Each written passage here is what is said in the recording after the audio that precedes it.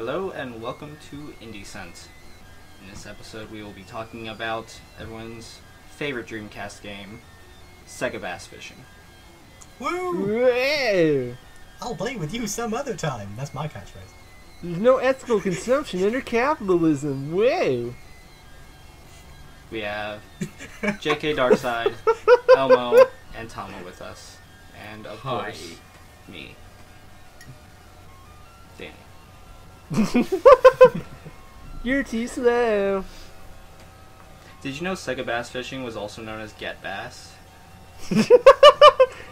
Ryan Drummond has never been famous for anything other than voicing Sonic, and he's not Sonic anymore, and that's sad. Who? He just stopped existing when he was no longer Sonic. Sega? I don't feel so good. Okay, To pay respects. who are all your canon Sonic voices? Like, which game, show, anything do you jump to for this Sonic voice when you just think of Sonic? Ryan Drummond. Which ones was he in? Sonic Adventure 1, Sonic Adventure 2, and so on and so forth until after they got rid of 4Kids after Sonic 06. Elmo? Sonic Adventure 1 and 2. Tama? I have never played any of the Sonic games before. So you don't really have a default voice. That's I not do not cool. have a default. So that's cool that yours are Sonic Adventure, because you would think mine are too, but mine is actually the 1997 Sonic OVA dub voices. Cause Mine is actually Blonic, my own original character. because that is the But first still. piece of Sonic media I ever saw. My friend let me borrow his VHS of Sonic the Hedgehog, the OVA, and that was the first anime I ever saw too. Remember when Tails grabbed the titty? Yeah, that was very formative for me. So. As was Rouge. Yeah. Rouge. Yeah. Anyways, we're going to be talking about Sonic Adventure 1 and 2, everyone. Apologies, this went off to an awful start. We're actually doing a reintroduction because I didn't set my settings in Audacity correctly. So your settings now set correctly. Yes, this is going to be a disaster. Heads up, I'm going to be doing a lot of terrible Sonic impressions. Oh, great. Censoring the gamers. Delete the last introduction. Remember when the guy who runs the Sonic Twitter did a cute joke about the man who called the guy who saved a bunch of children trapped in a cave a pedophile? We're not The going guy to who runs talking the to Sonic Sonic Twitter today. sucks. We're not talking sucks. about that today. Okay, let's go ahead and do our What Have You Been Playing segment and get this back on track. I have a timer with me this time, as I promised, and you may have seen from the July 4th episode we did. It has 7 minutes on it for each of us. So as soon as I say go, the person whose turn it is has exactly 7 minutes to tell us what they've been playing. And I'll start us with Tama, and go. Hello, right, I have been playing one game this month, and that game is Octopath Traveler. Octopath Traveler, for those who somehow have been underneath a rock for the past few months, is the new game from Square Enix, those people who seem to sort of spend time making, well, nothing at the moment, apart from promising Kingdom Hearts 3 and Final Fantasy 15 or 17 or whatever it is now. And it's basically from the same people who brought you repetitive strain injury that is Bravely Default and Bravely Second. So it's basically like the old Final Fantasy games, but prettier. You play as the title may suggest, one of 8 characters who sets off in a quest to do various things, from a dancer to a thief to some guy who heals people.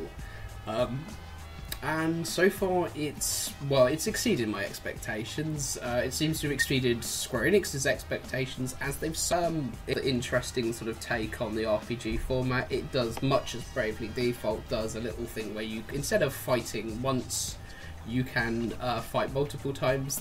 Hello, doggy. And you can eventually team up with 8 of the other 7 characters to go and do fun stuff, including leaving 4 of your party in the pub. So far I am playing as enjoyably trashy thief Therion and strangely speaky indie oldie English Huntress Haneth, who are both fun characters, and yeah, it's an extremely fun game. It's a series that I hope Square Enix continue, and that is what I've been playing this month. What did you do? Right. Octopath Traveler.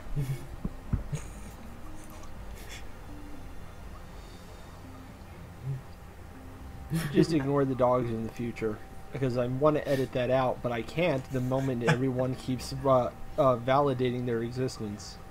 You can, and it'll just sound weird, and it'll be a fun Exactly. joke that no one gets. Stop it. Which one of us was Tama Probably talking to dog. when he said, "Hi, doggy"? Oh god. What else have I been playing? Well, Oh, by the way, the clock's still kicking. Yeah, you got. well, I've also 4.5 been playing minutes. Sonic 1 and 2. They're not And that's what I've mandatory been doing if that's this what you're month. done. Yeah, no, I'm in terms of what I'm probably going to play before too long. There's some Pokemon games coming out which look really quite cool, and I guess those could be stuff that I'd like to play. I'm particularly looking forward to for the Switch in the next few months. Obviously, the return and possible finale of the Super Smash Bros. Franchise. A new Pokemon game, which is annoying everybody because, hey, it's Pokemon Go, but on a console and back in Kanto, and everybody knows how much we've overdone Kanto, don't we? And also they're doing Tales of Vesperia for the Switch, because for the 3 billion people that don't want an Xbox. That is it, yes. Alright, let me restart the clock, put it to 7, and it will be Danny's turn. Go. Okay, so I played a lot in this time period, so I'm just gonna try and run them off as quickly as possible. On the Switch, at the same time, I pretty much got Hollow Knight and Luminous Remastered. Hollow Knight, 2D side-scroller, kind of hack and slash. Everyone's comparing it to Dark Souls. It's an apt comparison, but not for the reasons it often gets compared, just kind of the general tone and the way lore and characters are spread out in this pretty somber tale. It's a neat little game. I need to get back to it because it's been a bit. Very, very challenging. Luminous Remastered, sort of a Tetris style game where you're dropping squares to make with 2 different colors in different combinations to make squares and clear the board, and it runs through just different songs, and they're called skins because it changes the entire look of the UI, the sounds it makes, the song, and it's from the creator of Res Infinite and the upcoming Tetris Effect on PlayStation VR, which I'm really excited for. They make good, relaxing games. It's challenging, but very easy to focus on and just get kind of lost in and end up on a 45-minute run before you even know it. Much like Game Dev Tycoon, which I have put nearly 200 hours into. Interrupting my time. Mario Tennis Aces, I played a bit of it. I need to go back and play more. I feel like there's too much going on in that game. There are too many systems. So you share Aaron Hansen's opinion that he's very confused and angered by the existence of a story. No, I don't mind the story at all. It's the gameplay systems. I feel like there's too much. Oh, like destroying the racket. The destroying the racket stuff is cool, but the problem with Truly that the is Dark Souls of Mario Tennis. it's so hard to figure out where the it's so hard to figure out the kind of the timing and where the balls are going to go when you do special attacks, basically. So I maybe I just need to play more of it and get in the groove. Still playing Tekken, still playing DBFC. Moving into some more characters on DBFC as I progress in the show. It's a good game. They just announced Base Vegeta and Base Goku, which I'm very excited for because I know those characters. What else? while I'm on Switch stuff, I tried the Octopath Traveler demo, like Tama. Very, very fun game. It's very fun to play. It looks beautiful. I have some misgivings about the story. Like how it doesn't have a main story? Yeah, it doesn't have a main story. It has 8 stories because it has 8 protagonists. But you can't write a big story with 8 protagonists, so you have to give them their own small stories. And so far, none of the ones I've gotten to I care that much about, which and they never really interact in their own in each other's stories. So you have a party, but none of them interact. So it's very different from Sonic Adventure. Yeah, very different. And I really wish there was an overarching story, but I was gonna wait, and if there wasn't one, I was like, I'm probably not gonna get it. And then I found out there wasn't one. But I kept wanting to play that game because it's just fun, and so I ended up buying it. And I played a little bit of it from beyond the 3-hour demo, and I'll have more to talk about that. And moving into PS4 real quickly, I played some stuff on the PS4. I played XCOM 2, which was a free game in June on PS Plus. So I went ahead, got all the DLC on a few weeks later, and installed that game. That's a very good game. It was very not designed for consoles, because that game is buggy as hell. And sometimes it's just kind of annoying, and that loading screens are huge, and sometimes audio won't play, sometimes cutscenes will play twice in a row, and then you get the mission breaking bugs, or almost breaking, where, real quick, I had one mission that was stealth. I was trying to position my people outside a building, and there were some enemies inside, so I was trying to flank them. But there was one spot on the building where, for whatever reason, if I put my people there, it glitched the enemies outside the building, so they saw me and slaughtered me. And it would do that every time I reloaded. So I somehow managed to figure out an entirely different strategy to get the guy out of there, still ambush them, and come out with everyone alive. That said, the game and the DLC introduced a lot of cool things, some cool customization options, so I'm turning my entire army into a bunch of Mad Max villain women. The stealth options, 1 minute. Different factions are really good. Big problem is it front loads all the DLC at the start, so which is, 1, it's more difficult than when you should start, and 2, it's a lot to deal with, especially on your first playthrough. I am enjoying it though. Getting to the part that's very hard. Tokyo Xanadu EX Plus. I think it's a port of a Vita game. It's kind of a Persona Lite, which I like. With that, except the dungeon crawling isn't 40 seconds. turn-based. It's hack and slash. So looking forward to getting back to that. I had to go on easy because the boss fights suck because the combat's not very 30 good. seconds. Stop yelling that. And finally, Neo, which is Dark Souls Light, explicitly Dark Souls Light. Not as polished on the gameplay front, I'd say, but still very fun. The first 2 bosses are apparently huge walls. I am at the second boss and not looking forward to taking her on. Danny? Would that be it? Yeah. You just made it.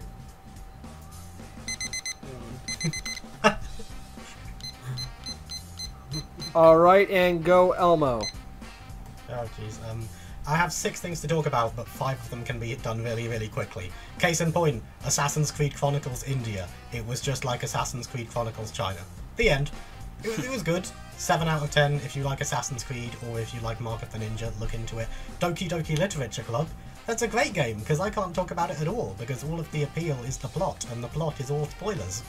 But I love the writing, the characters, the way it played with the medium. It's free, and it's like 2 to 3 hours long, so there's no excuse not to play it. I beat Uncharted 2. It's a lot like Uncharted 1, except a little bit better. There's some nice set pieces. I'm still getting really annoyed at the horrible puzzles. Like, horrible in the sense that there's a puzzle where it's been there for 500 years in a room, where you need to get some ancient relics and place them in front of the specific lighting to be reflected off of specific rotating pillars, and it opens a passage, and you walk through the passage, and there are 15 armed guards there. It's like, oh hey Nathan, what's up? Yeah, there have been stairs up here for the last 400 years. I don't know what you're doing with your big old relics over there, so that was annoying. Started playing Detective Pikachu, which I've decided based on the name that I'm going to love. I haven't been wrong on that so far. Is Danny DeVito's performance been stellar? Absolutely stellar. It's not exactly challenging. One of the puzzles is like, if you mix together red and yellow, what colour do you make? And there's even a colour mixing chart you can find in the game, in case you don't know what colour you get by mixing red and yellow. But it's engaging, it's got a really fun story, and it has a fantastic moment where Detective Pikachu heads out of the office and you head after him, and you bump into a regular Pikachu, and you're like, hey Detective Pikachu, where's your hat? And the Pikachu goes, Pika? Pika? Pika? And the Detective Pikachu goes, hey Tim, sorry I'm... What? Did you think this sucker was me? And then, that by itself is stupid but funny, and then the Detective Pikachu goes, I'm calling him the Detective, that's dumb, and then he goes, so anyway, other Pikachu, what are you doing here? Pika, Pika, Pika, Pika, Pika. Really? What does your friend look like? Pika, Pika, Pika. Well, next time you see him, you tell him to try to be the very best, like no one ever was. And yeah, I'm just screaming at my game, like, he said, it's the best game ever. I had a weird delayed reaction to Danganronpa 2, which, like, the last time I talked about it, I'd finished it for a month. And then just a few weeks ago in the middle of work, I just suddenly realised the backstory of Mikan is the single most tragic thing I've ever heard, and I wish I was dead. It's... what the hell? Like, the fact that the game doesn't end with everyone just giving her a big group hug and just telling her that she's valid and her feelings are valid. Instant 0 out of 10. Worst game. Terrible. Did you have another video game work breakdown then? Yes. They have a blanket at work now where if I'm getting halfway through a phone call and I just start crying, they just put the blanket on me. and other people are walking past the office and I'm singing nonsense speaker in Japanese. And they're just walking past like 3 minutes 30 seconds. Boss, what? Yep. And they're asking my boss, what's wrong with him? And she's going, I think it's an anime. He goes, oh god. Oh, he always seemed so happy, but we never asked. You always think it's going to happen to someone else. So the main thing that I've been playing, Game Dev Tycoon. I won't be talking about all of Game Dev Tycoon because we could easily do an episode about it. But they patched in a mode named Pirate Mode. One of the cool things about Game Dev Tycoon is that the devs released a version of Game Dev Tycoon onto the Pirate Bay and other websites, where if you download it and start playing it, you start making games and then pirates start stealing them and then you lose. And there were people on forums like, what the hell? People keep pirating my games. This is so annoying. And the devs are like, yeah, you're fucking telling me. So yeah, they kind of... They didn't tone it down so much as they've introduced a mode in the game where you can now research DRM, which is not popular, but you can try and do it, and it starts off very hard, and then it gets a little easier, and then when you get to level 2 it's insanely hard again. It's really fun because, to be honest, I was just looking for an excuse to play Game Dev Tycoon again. I really loved it. And if you play in pirate mode, you get these little messages from players like, hey, I really liked your last game, but it was too expensive, so I pirated it. Anyway, could you please add some more free updates? Or, I pirated your last game, but I told all my friends it was really good, so when you think about it, I'm doing free advertising for you. The downside is that other than these 2 messages, minutes! Pirate mode... I think I've got it. Other than these messages, pirate mode, it's just Game Dev Tycoon in hard mode, which is a little less fun. Also, I get the feeling that now I've beaten it on pirate mode, if I tried to play on regular mode, I'd just be like, well, this is a piece of piss. And I'm gonna finish. I'm gonna cheat because I'm not cheating, but I'm gonna pose a question to Dark, so that's gonna eat into your 7 minutes. Ha ha ha. I've seen on Steam, it is your most played game, coming up to 200 hours.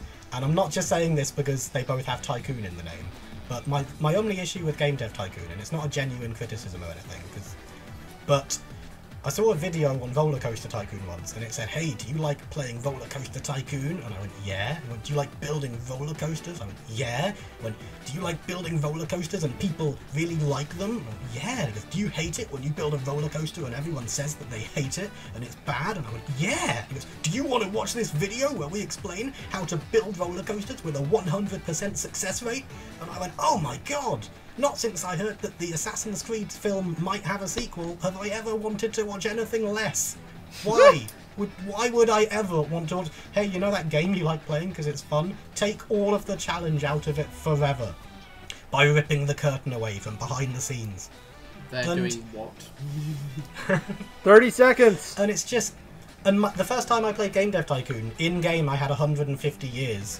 Because the run went really well. I made a bunch of games for every platform, and I'd like to know, how can you play it for 200... Like, I love it, it's great, but how did you get 200 hours without at one point getting to that point where you're like, well, I know everything, and there's no challenge anymore? Because I discovered I don't know shit, and also I modded it.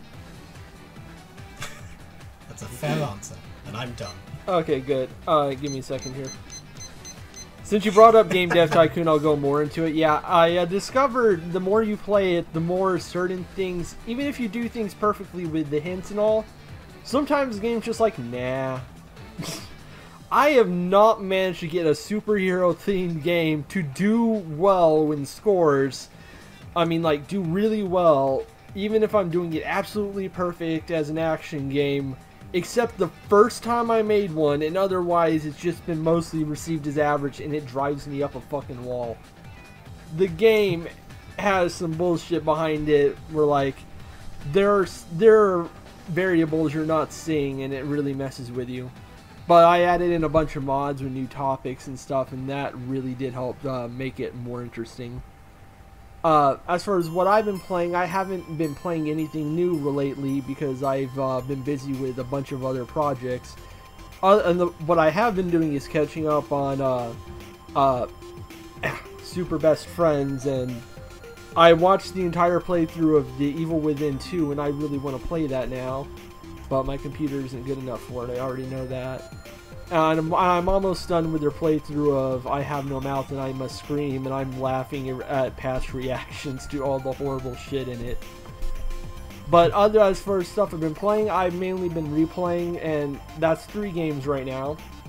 The first one is Techno Babylon, which I recently just finished my 3rd replay of, because I'm going to do a video for it for my Watch It Eye retrospective. Spoilers, I still really like it. Oh, and also, I've just realized that Max Lau is trans. She's trans and bisexual, or gay. That part's not specified, but she is trans. So that's cool. I think we talked about that in the episode we did. For some reason, for some reason my mind keeps blanking on it, and didn't realize it until just literally yesterday. I don't know why. It is a line of optional dialogue. Yeah, let's see. Other than I've also been playing the Suffering one because I need to get screenshots for it for a Hardcore Gaming 101 article. I've been playing the PC version, and the PC version is so much better. The lighting is actually fixed, so it's not so dark that you can hardly see all the time. And it looks really good in widescreen. The controlling with the mouse feels very natural. And I've just been enjoying my replay of it so far. There are some issues I noticed that I didn't notice before, like how easy it is to accidentally get the game to glitch a little and not be able to get a character where you need them for like good morality points and stuff like that, but it's all minor stuff. And I've also started replaying Chroma Squad for a Let's Play. I have 5 episodes of that I need to edit together soon, but it's still really fun, and I just love how positive and happy it is about everything. Even when the plot actually kicks in. It's just such a cute, silly game, and I wish more people would play it because it needs love. Like, that game is probably the best strategy game I've ever played outside Final Fantasy Tactics Advance, and I don't say that lightly. And that's it for me. There. That is it for me. I did it in half the time as the rest of you. Come on, step it up. You're right, that is. You're too slow. I got like 10 games in 7 minutes. I think that's the most impressive. Okay, let's talk about Sonic Adventure 1.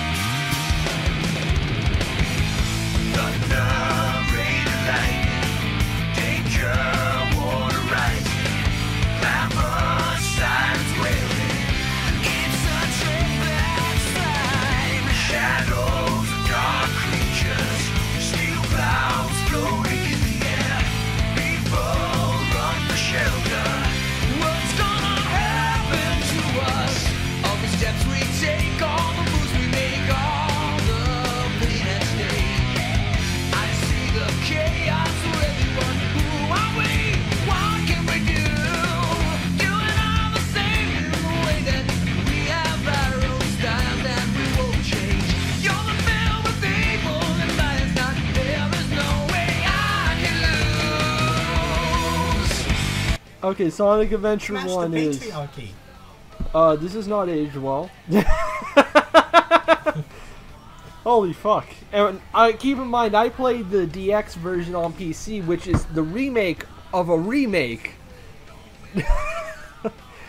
And as I played it, I was surprised by how much Sega just did not fix.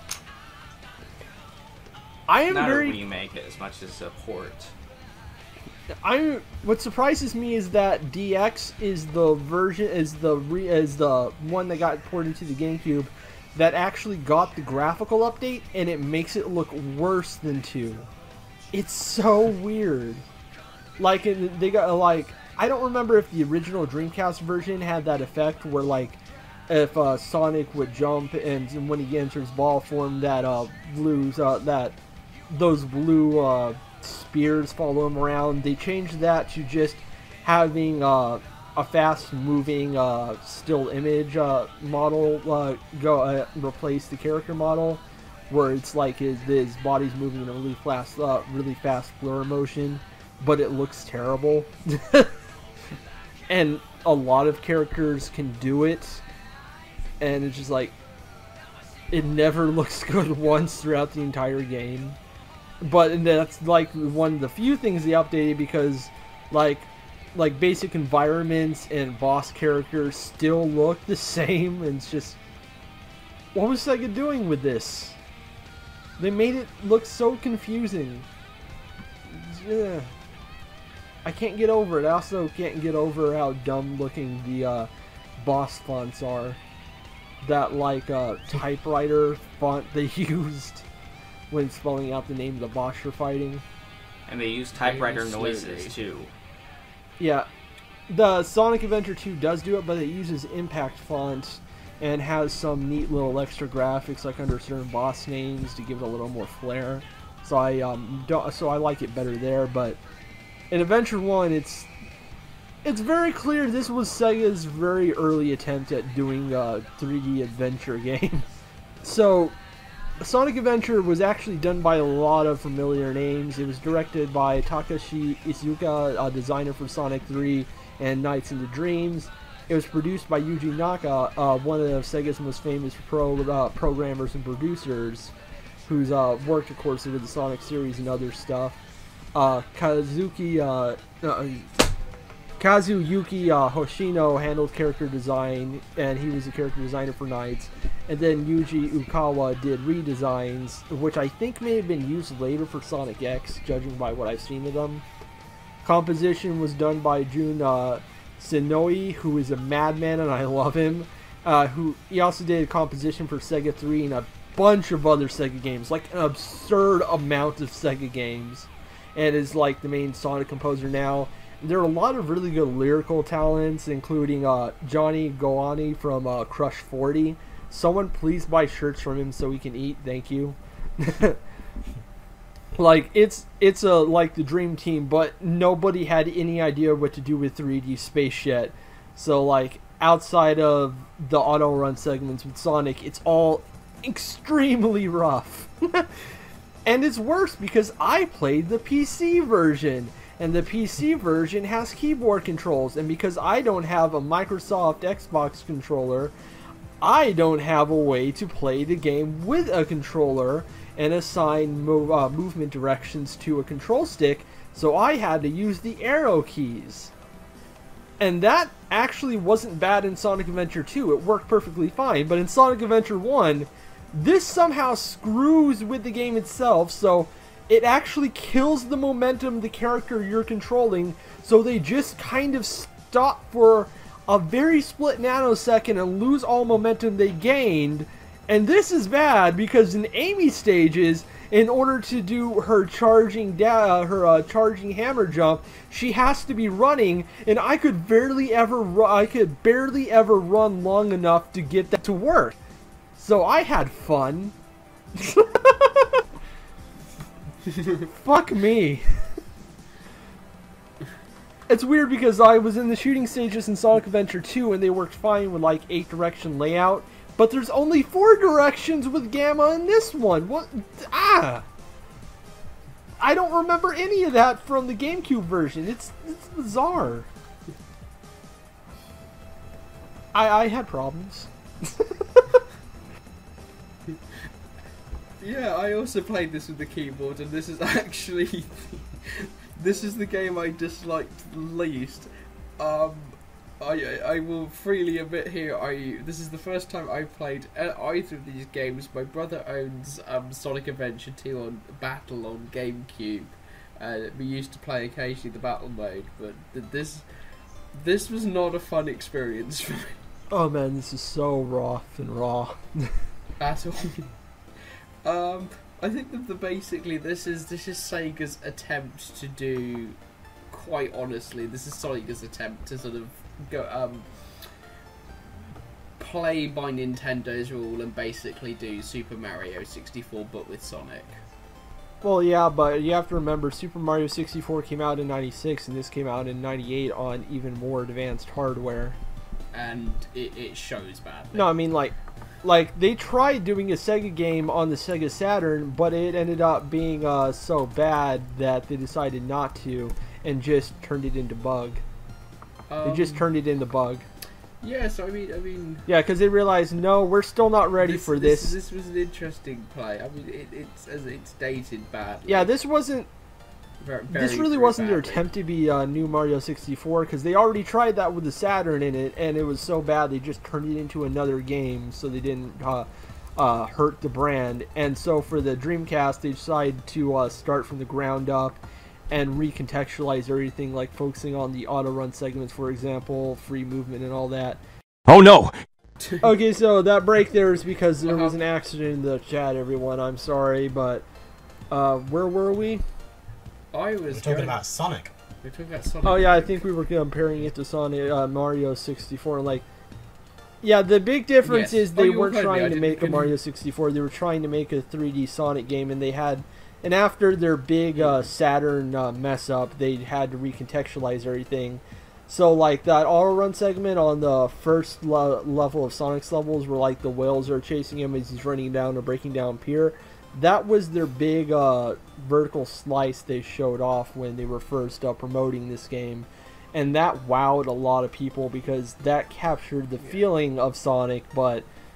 And there is a lot of admirable attempts in this game to try to recontextualize a lot of the Sonic 1 through 3 mechanics into 3D.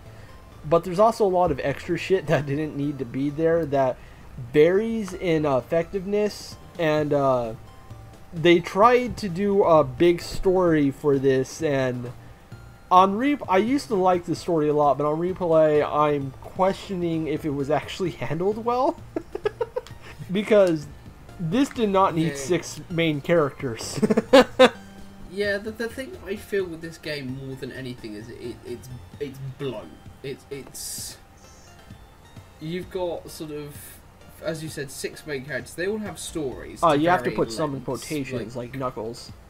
Yeah, well, stories. In other words, so with Sonic, it is like the main story, and it sort of, imagine you got Sonic story. Sonic story is a long line, and some of them are frankly, half to a quarter of Sonic's length. So it's sort of like little chapters off in which you play, rather than as Sonic, than as Knuckles or Amy or Big the Cat.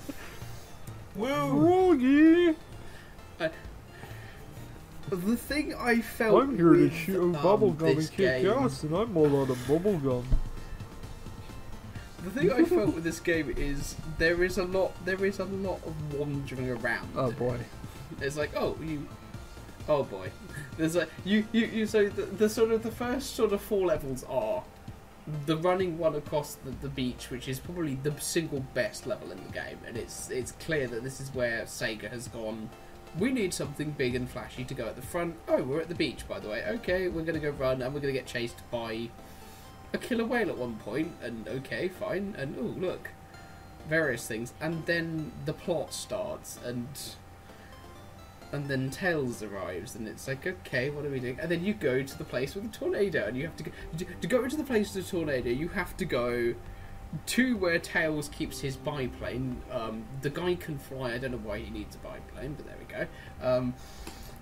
You have to go and fight a boss created by Dr. Eggman, who sort of just stand there. You defeat Dr. Eggman. Dr. Eggman goes, aha, Chaos Emerald, and runs off. Yeah, that's him. And then you go and pick up the key to get into the wind level. The wind level actually is probably the second best level. Arguable. They actually get progressively. I don't know.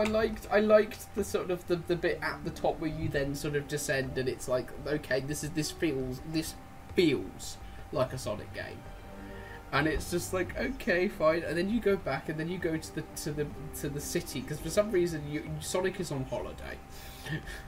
Sonic is on holiday, and Sonic is in a city where every other character is a sort of to give you an analogy, I'm assuming the Super Mario universe, Odyssey, where you go to Big Donk City and you are normal-sized Mario, and everyone else is sort of and they're all human screaming, size. "Hey, I'm walking here." Yes, it's like digital New York, and this is sort of like, except at least in Super Mario Odyssey, you can talk to other people rather than wandering around in a silent, unblinking Well, you can talk to town. other people.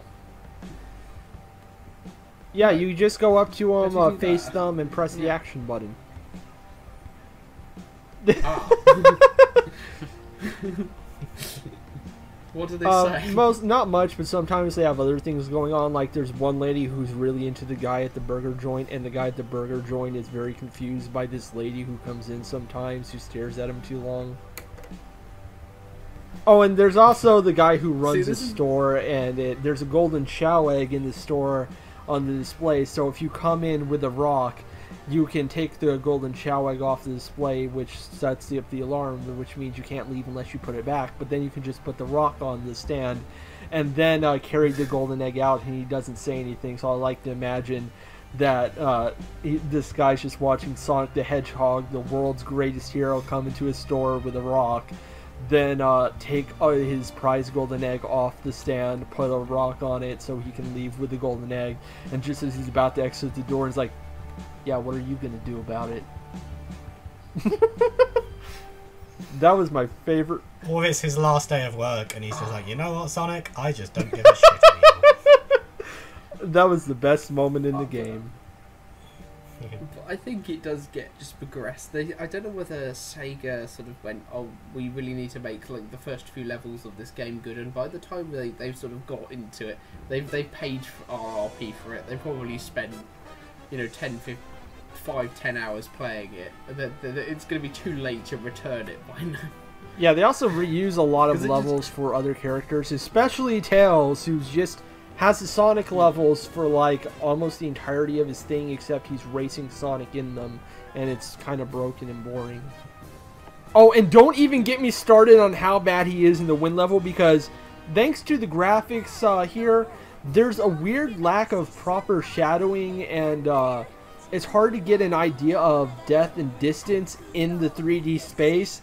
So on that fucking wind stage, I just found myself constantly trying to jump over a wall while Tails is going all over the place because he loses his shit when he flies, and I kept missing fucking obviously placed boost rings in the sky over and over, and I just wanted to stop playing. I felt that several times with this game. I really thought that when we started the podcast, I kind of thought, ooh, Sonic Adventure 1 and 2, I'm probably going to be the one who likes this the least, and... but I think I'm wrong, because if you... I don't want to drag us back to the Super Mario 64 thing, but if you put Super Mario 64 and Sonic Adventure, not even DX, just Sonic Adventure, and said, which one of these games do you think has aged well? Oh yeah, 64, I'd be like, no question. absolutely Sonic Adventure. 100% Sonic Adventure. It still looks good, it's, you know, a bit wonky, but it still plays really fun. Yes, wonky, that's putting it lightly.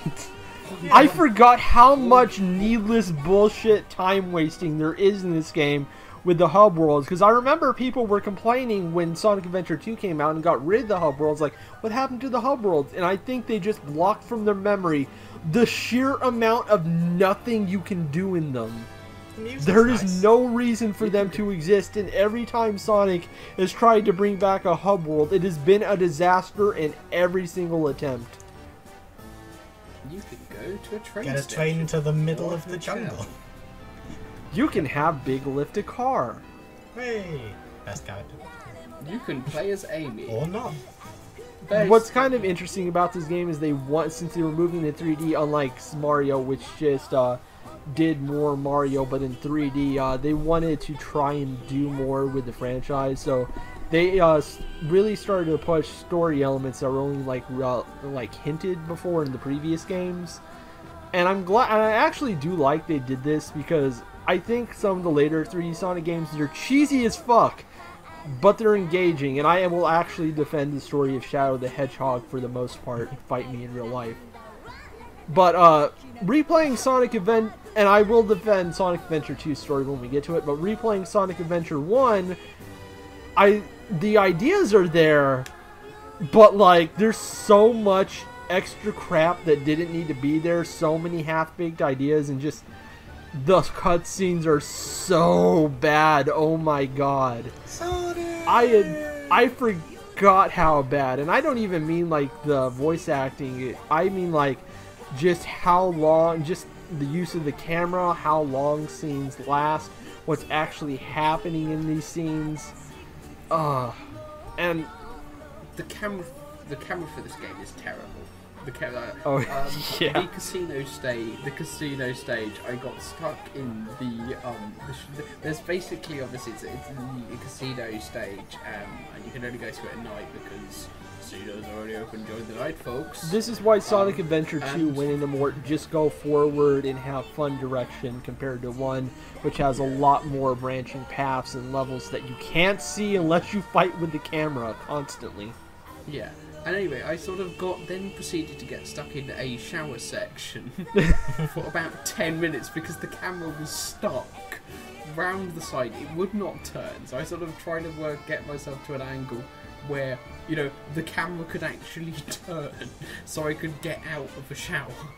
And you ended up falling off the stage?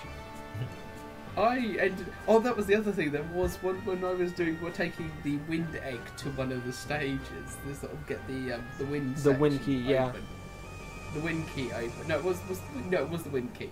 And I basically walked into the little pathway to it, and the camera then proceeded to glitch. I dropped the item through the stage and had to go back. Had to go back and get it again. It's like.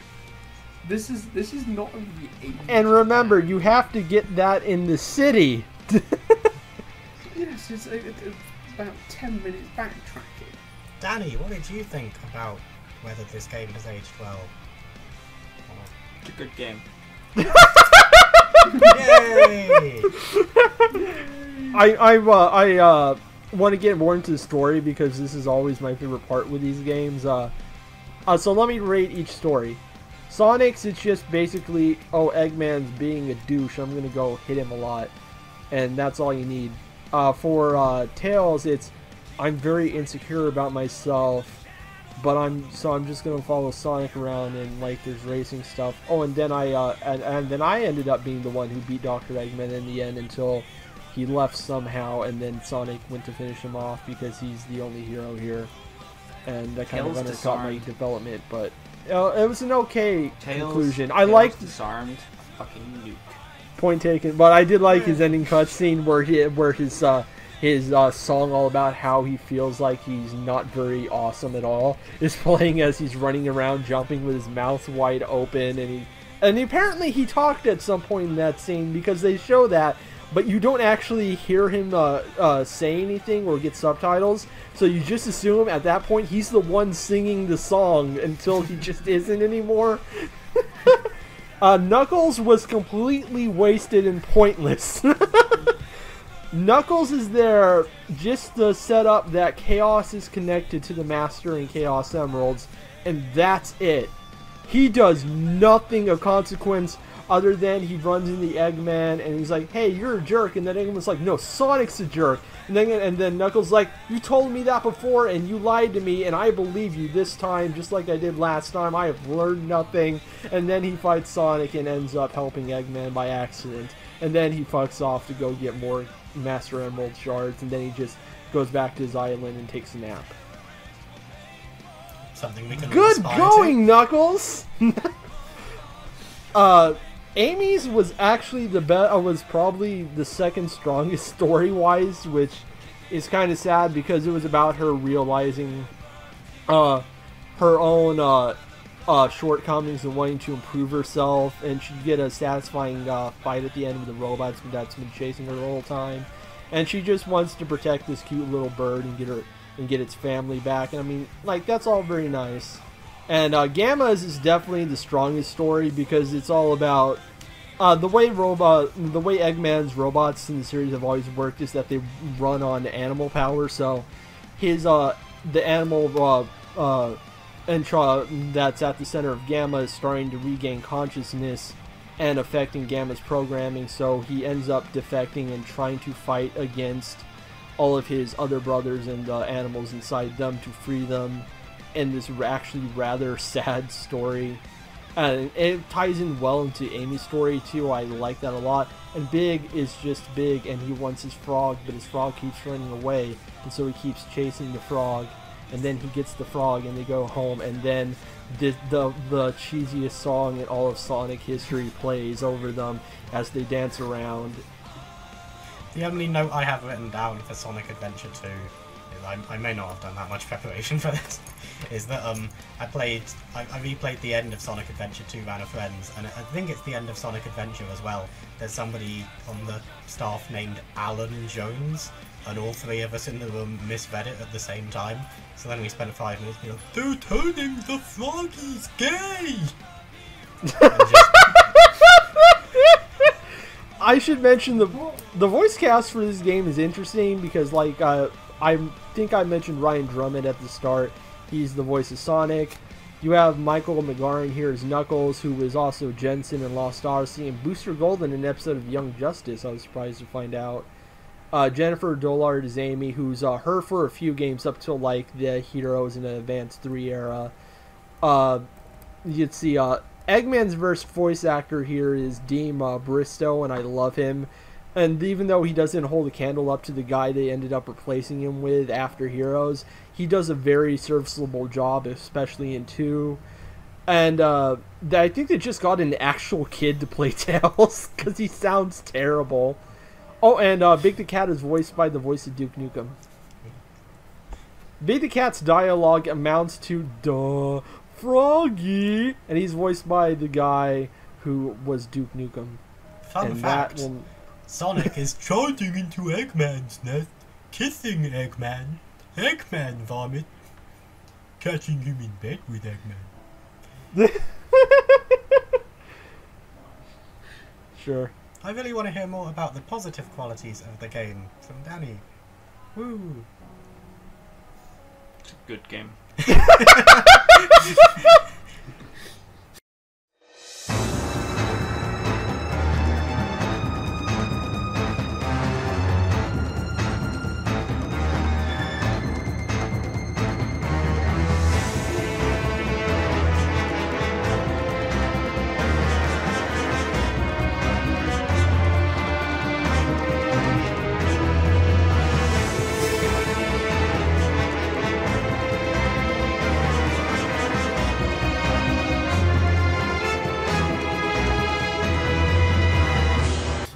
The one connecting thing about all of these games is the chaos plot, because at the beginning of the game, Sonic runs into this weird water creature that's called Chaos Zero.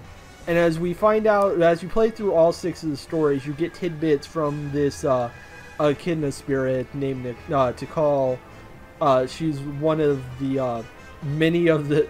Like, remember how Knuckles is the last of his race of the echidnas? She was one of the original tribes, and she's trying to tell everyone about the history of this creature called Chaos.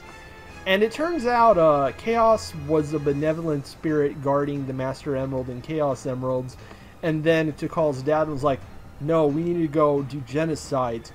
Get the gems for the genocides." She's like, "No," and she's like, "Fuck you," and then he did it, and then the monster got mad and turned into a giant kaiju and killed everyone. And that's why Knuckles is the last of his species. Don't do genocide, kids! and they killed a bunch of Chow, which makes them truly evil. Mm-hmm. How dare you?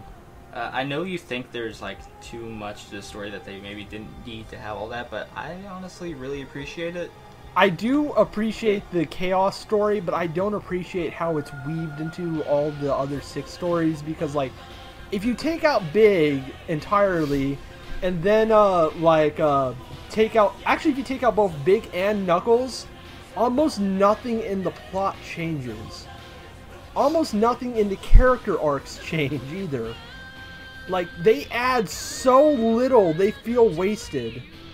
Like, the reason Big is in it is because his frog swallows the Chaos Emerald and gets Chaos's tail by accident. And the reason Knuckles in it is so they can establish the connection between his people and Chaos, except they never do anything with that. and like, everyone else does get a complete story, but the fact that Knuckles and Big, like, a third of the cast is pointless, and that bugs the shit out of me. And I don't know why she's giving all 6 of these characters these flashbacks. Why would you show Big flashbacks about the eventual genocide of your people? What is he gonna do? What the fuck is Big the Cat gonna do? Like, run around screaming about his frog, and also there was a genocide? Maybe with that's a giant why he's monster? so quiet and reserved all the time. I actually like Big just fine, because I remember a lot of people were very angry with him because he wasn't fast. And I'm like, oh my god, shut the fuck up. Did you even play the first 3 Sonic games? They're about controlling speed. It's like, I'm getting off topic, but yeah, I don't mind that he wasn't fast. He was just a cute little distraction. I beat his story in like 20 minutes. It was easy. I did that the first time too, and it's just like a fun, cute thing you can do on the side. He's a fun character. I kind of like that he's just wants to find his fucking frog, but the attempts to shoehorn him into the main story, especially with Knuckles being so useless, just kind of annoys me. Actually, when I think about it, Sonic doesn't have much of a point in this fucking story, because all he really wants to do is just do nothing, and then Eggman comes by and he fights him, and that's like expected, but you would think he would have more build-up of the main ongoing Chaos plot, especially because he's the first one to find Chaos, but no, it's just like, I get the idea. I just feel like they could have weaved this all together better, like they did in Sonic Adventure 2, where everyone actually did have a satisfying arc, and they did clever things with their inclusion in story. Like, Knuckles was still mostly periphery in that game, but he impacted the progression of the plot in interesting ways, like when he accidentally crashed a spaceship because his emeralds got out. I was like, no, I want those! Fuck you guys! I'm like, that's good, and there's nothing like that in this game, and that just bugs the shit out of me. I'm done. Big is an anarcho-primitivist. Absolutely. He's a good boy. This is one of those cases where I like the ambition more than the execution, and I live for ambition. Oh yeah, this was ambitious as hell.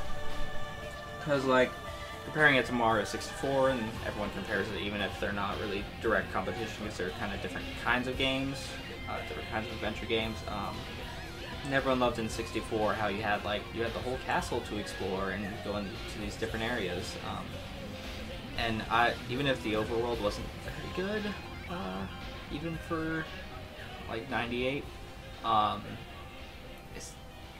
it's still cool that it actually had you explore an area. It felt like it gives the game some character. And yeah, but it took until like the DX some update to actually do stuff in the overworld, because DX adds in all the emeralds, all the emblem stuff. The original version didn't have that, at least so focused. So like it was really pointless in the Dreamcast version. And I liked how all the different storylines have different styles of gameplay and kind of different objectives. You're not just playing Sonic over and over again. You're doing different things. Maybe you're actually doing a race, or instead of just quick platforming, you're doing a race, or you're running away from someone. Or you have guns. Playing a game of cat and mouse, or you have a gun. You're doing you're doing the gun. Third-person shooter segment, or you're just straight up doing fishing. Yeah, everyone hates that stuff, but that's the coolest part. You have an entire fishing mini game. I like it in this game because they're smart enough to know that the reason everyone's here is because of Sonic. So he gets 10 full stages, the most out of any other character. And then, of course, Tails also has similar gameplay, so I think he gets around 5 or 6. I forget exactly. And then everyone else gets smaller chunks. Knuckles, the treasure hunting stages go by pretty quick in this one because you can actually use the radar for all 3 of your targets at the same time instead of 1 at a time and 2. So it goes by quickly. You can the big ones can go as long as you want depending on if you want a large score or not. It's fairly easy just to catch Froggy and end it. Amy is kind of frustrating than the most half-baked one because it's clear they wanted to do some sort of survival horror stealth thing in a cutesy platformer, which is kind of a cool idea, except the stealth elements ended up being completely pointless because you can just run away from the big robot and also hit him with your hammer sometimes, and he can't do shit about it. And Gamma's was my favorite of all these playstyles because the auto-locking laser was really fun, and he got just enough stages and fun boss battles. Like, the balance between all these playstyles is fun, even if Amy's and Tails probably have the clunkiest execution. I think the hammer moveset is actually pretty fun with Amy. Mostly just because you can get into a full-blown sprint and then just doing attack with the hammer where she hits the ground, just launches herself in the air. Yeah, but I'm not so wild about it. Which is actually kind of handy in case you get cornered. Yeah, I just wish I played this with an actual analog stick so it actually worked. Yeah, I remember that being really fun in the GameCube version.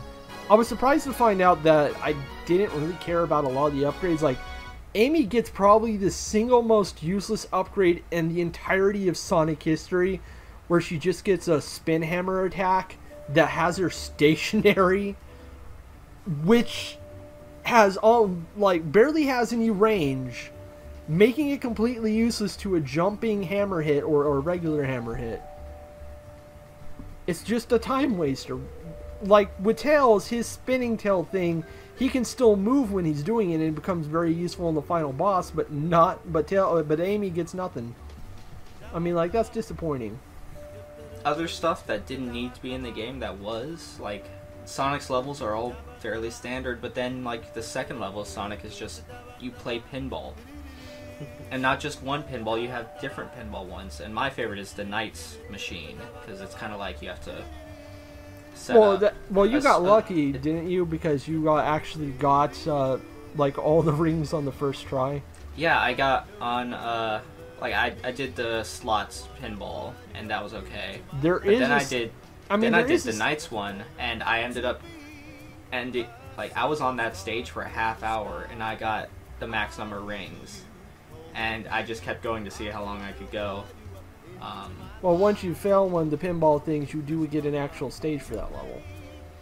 Yeah, and I did that after the slots one, and I managed to get through it without losing any of my rings. Thankfully. I will say stages 8 and 9 in Sonic's story are bullshit, and I hate them. Oh my, the one where you're on the ship and the gravity is shifting as it moves around. That is glitched to fuck. There was a long stretch of time where I couldn't continue or figure out how to continue because the game's gravity just fucked up so bad it kept throwing me back to the beginning of the level. It was absurd. And the ninth one's just frustrating because there's a lot of slowing down and having to do very, very, very basic puzzles. The last level was fine. But those two were real momentum killers. The pinball it's mostly pretty fun. I think there's some problems with Sonic being the ball. It makes him kind of floaty. Yeah, and there's like weird physics issues where he doesn't go exactly where you expect at times. But it's still cool, and I've always liked that part of the game. And I really like the Knights ones where you're collecting cards to try and get not quite, but kind of poker-style hands to get bonus rings amount. And then you get cool segments where you get to fly around with Knights from Knights, the game Knights.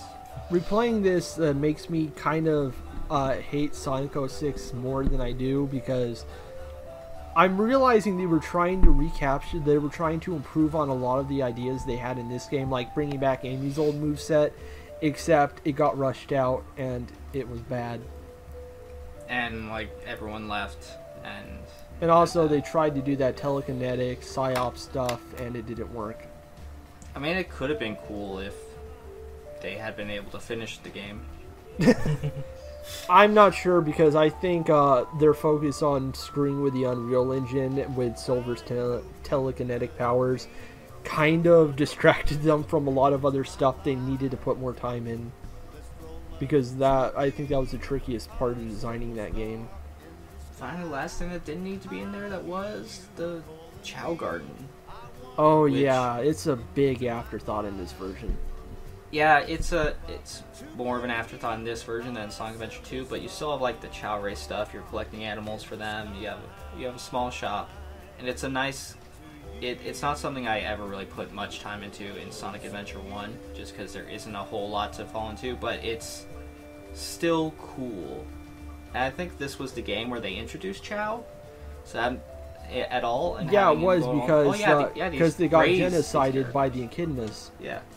So you're freeing them from genocide. You're bringing the Chow back into life, and then you can find like little Chow eggs around the overworld, which is nice, and it's a neat thing that, like many things in this game, gets improved upon.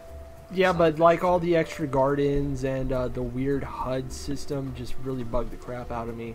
None of that was necessary. And then I like the ending.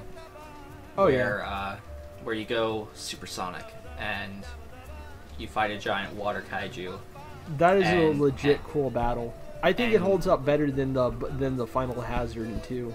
Yeah, probably. And then you defeat it, and you're like, "Yay, we did it!" It's like done, done, done, done, done. Yeah, we're happy. We did a good job. Meanwhile, it's a literal wasteland around you. Literally, no one could survive that. It's like disaster. You don't have day to of help crisis in Sonic. stuff. The It's like entire disaster report. city is underwater. I just love that. It's like, I'll play with you some other time. And if you look really closely, you can see a child beneath the surface, just like sinking away. Just Directed bloated by corpses. Directed by Schnack Snyder. Yep. In slow motion. Sonic is secretly a big fan of the Fountainhead. So Sonic Adventure 2. Let's wait, is there anything else we want to get wrap up with Sonic Adventure 1? Because I mean, there is a lot in this game. Everyone told me that the cat stages were... It had kind of like the Na'vi from Ocarina of Time effect. And then everyone was like, it's the single worst thing to ever happen in any game ever. And when I played it, I was like, this is fun. And what they actually meant what they actually meant was Amy's levels. Well, no, that one Amy level that goes on for like 15 minutes because you have to keep stopping to pull fucking levers around while that robot's trying to kill you. The game does have flaws, but a lot of the flaws can just be summed up with, it was 1998. And none of them are like none of them are like preventative from. It also has probably the best soundtrack in the series. Well, not the best soundtrack, but the most varied. There's a lot of different types of musics here. I love all the character themes are completely different. You have Sonic's rock thing where the Crush 40 guy is singing the dumbest lyrics ever. You have the cheesy pop thing going on with Tails. Knuckles gets a fucking rap, and like I think they imply he's some sort of healing shaman, exorcist. Amy gets probably one of the catchiest themes, and it's also has incredible sexual energy. God, that song is so fucking horny. It's actually kind of embarrassing to listen to. Big the Cat's theme is really fun in the stupidest way. Oh, and it's kind of weird Gamma gets the most forgettable one, but I think it's the most appropriate to his character. I'm not sure it has lyrics, now that I think about it. His storyline is a much better Robot Awakening story than some other that may have come out recently. Gamma the robot doesn't care about black people. I will admit, Chaos is probably one of my favorite villains in the Sonic canon because, like, he's not some evil monster Eggman just happened to waking up like that thing at the core of the center of the earth and like Sonic Unleashed or anything like that. He's just a really pissed off monster who wanted to hang out with his child friends, and then a genocide happened. He's like, oh, fuck you. I'm gonna kill everything. And then he does. Plus he just has like a pretty cool design. Oh yeah, I love how you can actually see like his brain and like little hints of a nervous system. And he evolves every time he comes in contact with Chaos. Oh, and I also love certain sound clips like, hey, I'll play with you some other time. And of course Eggman going, get a load of this! Which he will repeat several times throughout the future Sonic games. I know it's mandatory to, you know, it's something that had to be done to continue the boss fight, but I just love how the way you damage Eggman in that boss fight is he gets bored and just completely just opens up his mech and lays out a route going, hit me if you dare! And then you do, he's like, no! I can't believe this! I actually like how in Sonic Generations, during the Egg Dragoon fight, he seems to learn, and he's actually trying to, when he leaves himself open for a moment, he's trying to attack Sonic with a different pattern and trying to catch him off guard, but it ends up backfiring. So like he is not, so he's not just opening up his thing going like, hey bitch, can you hit me? Oh, fuck! I like how all the bosses get health bars, even though they all die within the same number of hits. Sonic! Because there's no way to boost your attack power or anything, so it... I will say that, unlike the majority of the bosses, are really, really simple. But like the ones that aren't stand out more because of that. Like the final boss in Gamma's story is great because you're just like, oh, I just need to shoot him, and then he just dodges the bullet or swats it away, and you're like, oh fuck. That is great, and I love that boss theme that's playing. It's like this kind of sinister but sort of upbeat guitar noise going on in the background. It's hard to describe. Sonic's the name, speed's my game, meth or coke. So yeah, Sonic Adventure, very, very clunky and of its time, but there's still cool things in there. Just like, you need to be aware, this is old. Pick it up on a console. And it's old in a way that it came out at the start of a new generation of consoles old. So it's a mess, but like, you can still respect what it's trying to do. If you want a genuinely good Sonic, 3D Sonic game from that era, then we're going to have to start talking about Sonic Adventure 2.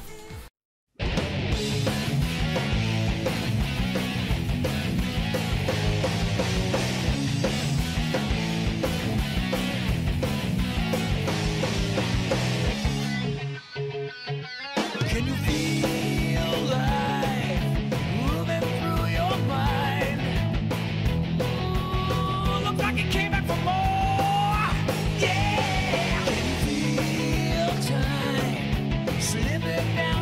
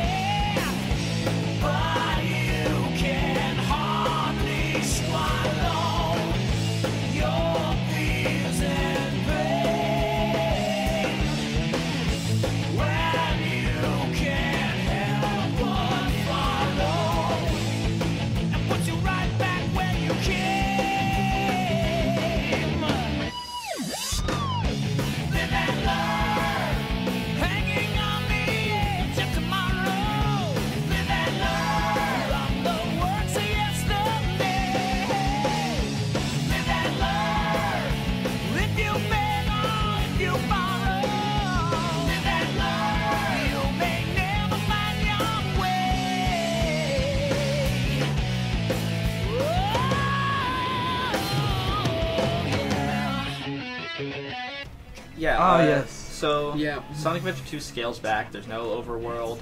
There's a kind of map that you can mission select on. There's how many characters was in Sonic Adventure 1? Was it still 6? 6. Yeah, Six, there's but Yeah, then 6 Super in Sonic both, as well. except now instead of playing 6 different stories, you play 2 different stories, each a different faction. Yeah, there's less, and that means instead of 6 different kind of gameplay styles, you have 3, and then there's one on each side. There's one that's just on both Hero and Dark. Yeah, you have the speed platforming, you have the shooty platforming, kind of like Gamma, and then you have the treasure hunting. Which is both better and worse in this version, which we'll get into. I think the treasure hunt is better in Sonic Adventure 2. I would say for the most part, except for the whole you can only use the radar on one thing at a time feature. Because, oh boy, I got words about that. They took out Big the Cat. Fuck this game. And Oh no, he's in it everywhere. yeah, he's in some versions. He is. In it. He's in it everywhere. He's in. He's all over Space Colony Arc, which is the funniest part. I've played different versions of this game, and I can. He was in jail on the prison island. And I can't confirm it, but I think in different versions he is not there in any of the stages. I can't confirm that just because I'm pretty sure he's not actually in the GameCube version now that I think about it. Finally spotting all his different cameos in this game made me realize where they got the idea for his cameo, I say in quotations, in the Sonic Dreams collection. Yeah. Because he has a very similar face in that scene as he does in some of his appearances on Space Colony Arc, where he looks very out of place and kind of creepy. And let's see. The only thing that really got a boost in this game was the Chow Garden, really. That Yeah, it is expanded. amazing in this game. And scaling some of that stuff back really helped Sonic Adventure 2, and expanding the Chow Garden really helped Sonic Adventure 2. I remember a review from an old issue of Game Informer where one guy was basically gave Sonic Adventure 2 Battle of 7, and it was only because of the Chow Garden. He was like, I hate that I have to keep playing this terrible game just to get more things to give to my Chow. And we should clarify, we're not going to be talking about the battle version. We're not going to talk about the multiplayer at all, just because we do not play that. How you win in the running multiplayer of Sonic Adventure 2 Battle. 1. Pick Amy. 2. Zawardo. 3. You win. Also, She has fucking time stop. She wins. She is the world. Also, it is dumb that you have to pay for the battle DLC separate Oh yeah. in all of the ports. That is really stupid. Anyways, I should mention before we get into it, there's some cast members I should mention. They actually replaced Knuckles' voice actor for this version with Scott Dreyer. I didn't notice anything else of note he was in, though. Shadow is played by David Humphrey, who played Shadow up until Heroes, where I think he was replaced by Eric Green. Is that his name? The guy who's famous for playing Yami Yugi? Yeah, Eric Green. Yeah, Dan Green. the guy who did Yaoi voice acting. Oh. And I think he did a good job as Shadow as a replacement. And we have Lonnie Molina as Rouge, who's probably the voice actor in all of these who gets the most work. She's been Nancy Drew for years. She was Ivy ever since Soul Calibur 3. And she's done a lot of voices in Smash, including Pit and Lucas. And she was also the voice of Bubsy in Bubsy 3D. classic. Yay, Bubsy. Please clap. So, yeah, this has a much better story. Because Miles. It's not spread out over a bunch of characters, and they all kind of interact with each other. Like Knuckles and Rouge start off their whole thing. They started off by just smashing the emerald. Yeah, I love how all these stories start. You have Knuckles and Rouge is like, I want that emerald because I deserve all the emeralds because lady. And Knuckles is like, no, And she's like, no. And then Eggman comes by, I was like, haha, mine now, bitches. And then Knuckles smashes it and he's like, fuck. And that's how they get involved. So, and then it turns out there's more to Rouge, but I want to get into that in spoilers because I generally don't want to spoil this game's mountains of twists. fair enough. So And then can I it starts Sonic's? off with, it starts off with Eggman going to a prison island. And it's like, okay, something my grandfather made's here, and I want it because fuck everyone. And then he blasts in, and then he gets it, and it's Shadow the Hedgehog, who he mistakes for Sonic for some reason. Everyone does this in the game, and it is the one thing that bugs the shit out of me because he is a black and red hedgehog with hover boots. I want to talk about this. I want to talk about this real quick. So I have always thought it was dumb that everyone mistakes Sonic for Shadow. And you can't even argue that Sonic's the only hedgehog, so of course they're mistaken because Amy's right there. And the really dumb thing is when people close to Sonic mistake him for Shadow, just because like they should know. but he has blood red fur. But there is, I can give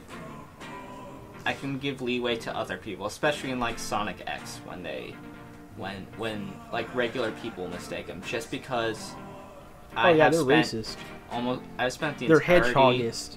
I've spent the entirety of my life from the outside looking in on Dragon Ball Z, and a lot of that life was spent not knowing who was Goku and who wasn't, because I could not tell them apart. And now I'm like, oh yeah, it's obvious they have different enough character designs, but I didn't know it. And yeah, but in universe, enough. Sonic is the single most famous person in existence.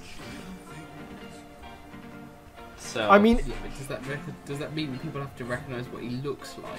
Yes, he's the single most famous person in existence. He saved the world countless times from a mad would-be dictator with his giant army of robots. I think maybe Sonic's kind of like a covert agent. It's like, how many pictures of Sonic have been? How often in the Sonic games does Sonic have his picture taken? We know of one time because he has his picture on the president's desk. Shadow the Hedgehog. Yeah, but that doesn't mean like they could. That could be just a personal picture, and they're covering up his existence to keep him safe. Well, I mean, the one big thing they should have gotten from all of the history of Sonic is like, he's the blue blur. Blue!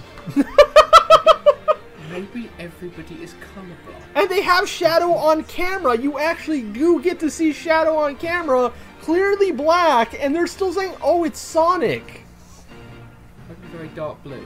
But anyways, Eggman unlocks Shadow because he thinks he's his grandfather's greatest accomplishment, and he wants the power to rule the world because Eggman. And then Shadow's like, yeah, sure. I totally don't have my own agenda or anything. And then Rouge ends up butting heads with them later and is like, hey, let me help. And I know where to get the Chaos Emeralds. You gotta go to this prison island. And he's like, how should I trust you? Like, I don't know. He's like, sure. And then they go to the prison island. And meanwhile, Knuckles is trying to get back all the pieces of the Master Emerald because he shattered it again because fuck Eggman. Tails ends up meeting with Sonic because everyone thinks Sonic is Shadow. And Sonic gets arrested by the government. Literally, scene 1, Sonic gets arrested. It's not the first thing that happens in this game, but it's the first thing you see in this game. And then he breaks out and is like, "Well, that's not cool." He jumps out of a helicopter and takes the door to surf on down the streets of San Francisco. And gets chased by a big giant truck. Who is acting? No, it's the simple version. Who is being a civil menace? That truck. And then he ends up meeting Shadow, who uses the world on him, and then he gets captured by the government again, and Tails has to break him out. And Knuckles is just really wants to find those pieces of the Master Emerald. He don't give a shit about any of this until he finds, and somehow it all just kind of comes together because he comes out of a man. I was like, I kind of got lost in the mines down there, and then Amy drags him off into the plot. And Tails and Eggman, they have shooting mechanics like Gamma because they're both piloting robots. And they become rivals because I'm pretty sure Eggman still remembers when Tails humiliated him on in a big public display, and he's probably still mad about that. It's kind of unclear if this is a direct continuation of. Oh, it is. It is? Okay. I was never really clear on that. Yeah, they mention both of these games in continuity a lot throughout later games, especially in battle where Chaos just comes back towards the end of the game for no real apparent reason, so you can have a bonus boss battle with him. But he's still good at that point. He's just like, hey, you want to fight? And he's like, sure. And then they somehow retcon Shadow's story further to imply that the battle robot in that game, Emerald, is the actual secret legacy of Dr. Gerald Robotnik, and is actually the reason why the Echidnas died, not Chaos. And then you get the Sonic Chronicles, which BioWare made by taking elements of lore from the Sonic comics, and then introduced a new tribe of Echidna called the Nocturnus, who have their own army of little Emerald robots, and it's implied they made the original one, and yada yada yada. But we're talking about Sonic Adventure 2. Sonic lore is confusing. And also, Shadow might or might not be a clone in Shadow the Hedgehog, but it's discovered that no, he's not a clone. If you fight Eggman for like an hour and then a quote comes up where it says, you're not the clone. So... Sonic! This has some of my favorite... this is hands down one of my favorite video games of all time. It's not one of the best I've ever played, but it's... Is it because they gave Rouge jiggle physics? Yes. I played this game a lot as a kid. I knew all the best places to get close-ups of the jiggle physics. You gotta go into the Chow Garden and into the little terminal in between the different gardens, and then you just gotta kind of like run up against the wall. It should be mentioned that Sonic and Shadow, every scene between them has an incredible amount of raw sexual energy. Oh, absolutely. They're gay. Oh, yeah. Absolutely. Sonic is canonically bi. City Escape is... City Escape is one of my favorite levels. That is a really good intro level. There are a lot of... I struggle to say well-designed levels, but there's well-designed levels. I'd say there's a lot of well-designed levels in this game. Playing back, I'm just really impressed by how much... I forgot how good some of these levels are. The exceptions would be Shadow's Rail Canyon level, which can go fuck off because they had not figured out how to do grinding well yet, so it's really hard to switch between rails or just jump off and hit something else with a homing attack. There's the last of Sonic's level in the hero story, which is just a lot of bullshit. I think Tails' last level in hero story is also pushing it a little, where the game is actually going against how you've been trained to play by putting traps on bridges that will destroy the bridges if you use the lock-on laser all the time. I think that's cool. I love that stuff. I kind of appreciate it, but I also think it's kind of a dick move. And just where you get... where if you use it on certain parts of the wall, it'll blow up the wall and you get sucked out into space and fucking die. Well, yeah, they at least telegraphed that one very early, so, that's not a big deal. But the rest of them I felt were very well designed, and the treasure hunting stages were surprisingly intricate and had a lot to explore. Yeah, there are I just there are a wish lot of levels you could those. use the radar for all 3 targets at the same time. I don't really mind that. I can go either way with that. I do like the hints they give you about where the gems are. That's a nice touch, but it would be nicer if you could actually tell me if I'm near something in general, not just near this one particular arbitrary one you want me to go find first. Yeah, and especially the Knuckles levels, there's the kind of sort of jungle, the watery kind of jungle-like one really sticks out to me as just a really nice looking level. And of course Pumpkin Hill. Very colorful and Pumpkin Hill is nice. Remember in Pumpkin Hill where Knuckles didn't let it get to him? He's just gonna creep. Yep. There's that one Knuckles level. I can't remember what the name is, but because some of the characters... Yeah, I think it's the mine. And it's where there's an optional power-up. It's if you with this, you can breathe underwater. and Yeah, it's and- optional. And you need that to And you finish need- the game. Yeah, and And- I just remember missing that and then getting to Knuckles' final bit in the kind of co-op level that everyone does. And then it's just like, hey, In the Knuckles, last story. stay underwater for a minute. I'm like, oh, I can't do that. It's like, yeah, well, sure. Yeah, that is the one element of bullshit in the power-up system, because like for like Eggman, Tails, Sonic, and Shadow, their necessary power-ups are put out near where you first need them. So you eventually learn that you need to look around for certain extra paths to get those things to continue with a level. But Rouge and Knuckles have open-ended levels, so you don't get that with them. And the It's power-ups especially are... bad that it's in a treasure hunting level. If there's any level where I'm not going to wander around looking at things that aren't on the radar, it's going to be a treasure hunting level. And the power-ups in this game are all pretty good. Yeah. They had some nice things. You get one where Sonic, where you can just press a button and just do an immediate drop attack and bounce back up. Give you some extra height and just work as an attack. They're nice little upgrades, and they're cool levels. Some of the platforming's a little iffy, but there are also a lot of just cool set pieces, like having to just jump on a shooting rocket that's going into space. Just grab on and do a launch. It's really cool. Yeah, it's very the on-rails design of this game actually benefits us a lot, because there's no wandering around and wasting time. You know what you do, you know what you gotta do, so you just go do it and have fun. Mm-hmm. And then the fun and replay is learning to do it better and better each time. Oh, and the bosses are really good in this one. Yeah, and there are a lot of... There are remix level. I feel like there are more levels in this game, maybe, just because I think it's a longer game. And some of them are remixed, but they're remixed in nice ways. Honestly, it is kind of a longer game because a lot of the stages are longer.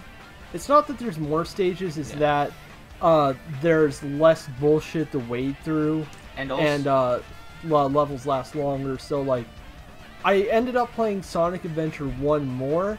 That's just because there was a few moments where I was just wandering around the map while trying to figure out, okay, what do I do now? What do I do to progress? and What there's the fuck am I supposed to do? There's none of that in here. and there's a lot of reason to replay levels that wasn't really like it's the same reason that you could replay levels in Sonic Adventure 1, but having an expanded Child Garden that you actually want to put time into means that you are replaying lots of levels. Lots of your Yeah, for favorite the levels. Chow Garden, the reward for levels is finding vials from destroyed robots and animals around the stages. And if you give your chows those, you improve their stats, which you can use in mini games. But it's also important to feed them so their stamina grows, or they won't be able to do shit. And My friend pro says that tip. in the second Chow Garden, if you're playing as Tails, there's a specific spot you can stand in a pool of water where he just instantly drowns and just goes, Sonic! And also, like, the Chow Garden system is, like, really deep. Like, in Sonic Adventure 1, you just collected animals. In this, you collect vials and animals. And vials, they just give flat upgrades, depending on their color. And the animals, they give upgrades. They take some away, depending on the animal. And they also add features. So generally, you want to stick to vials. And not only that, but depending on the kind of vials that you give them, and the other stuff that you can buy to give them, you can shape what your Chow looks like. And so, like, there are, like, you can find posts online just Chow Garden guides on all the different kinds of looking Chow you can get. Like, you can get ones that look like Shadow or Knuckles or Chaos, stuff like that. And, like, how you get that. And it's not just what you give them, it's also how you treat them, how much attention you give them, do you hurt them, and... If you want to get one out a quick, throw it at a wall, and then it'll come out as a jerk Yeah. Chow. And, like, it changes their expressions, and Chow evolve, and eventually they Punish they get Chow. old enough, they enter this chrysalis, and they'll change to one of three. They'll be neutral, which is kind of regular Chow, or they'll be dark, or hero. And once you have a dark one and a hero one, you unlock 2 new gardens in the terminal.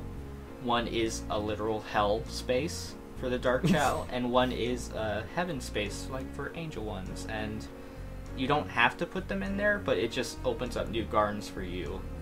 And It's almost as complicated as the entire system behind Digimon World 1, which you could write a book on. And you can take your child to kindergarten, and you put them in classes where they learn things, and they'll do those things in the garden. Like they'll draw pictures with chalk, or they'll sing, or they'll play little instruments. And if they get smarter, they can learn how to use other objects.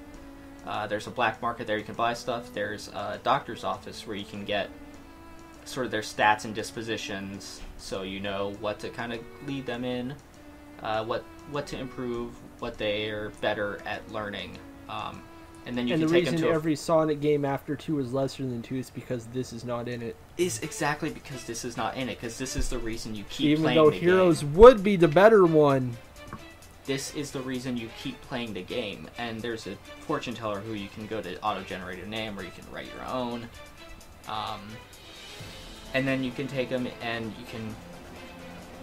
you can have the Chow race. You have dojo where they can fight each other in, and isn't there another? I think there's a flying competition. Well, the racing has different ones. It has like swimming, it has running, it has flying, all these different things. It has lifting things up and carrying them. It plays off all the different stats. And I want to say there was one more. There's the dojo, the races.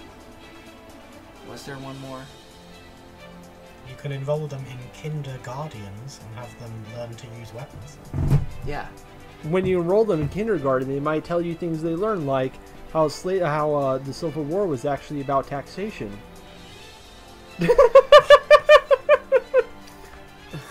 It's so fleshed out.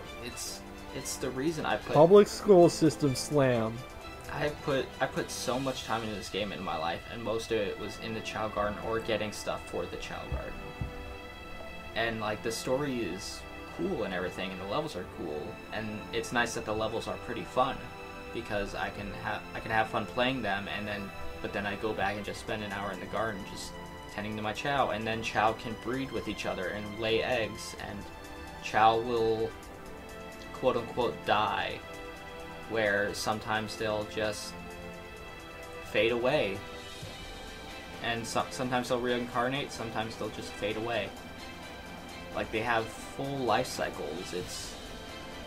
And with both games, the Chow carry over between save files, so you can start a new save file and start going. Like I started a new save file for Sonic Adventure 1, but it still had my Chow from the last time I was playing on a different save file, and Sonic Adventure 2 is the same way. I think we should get into the spoiler section for the story in 2, because I actually think there's a lot to talk about, especially since this is the single most important game in all of Sonic canon, and I'm not even joking.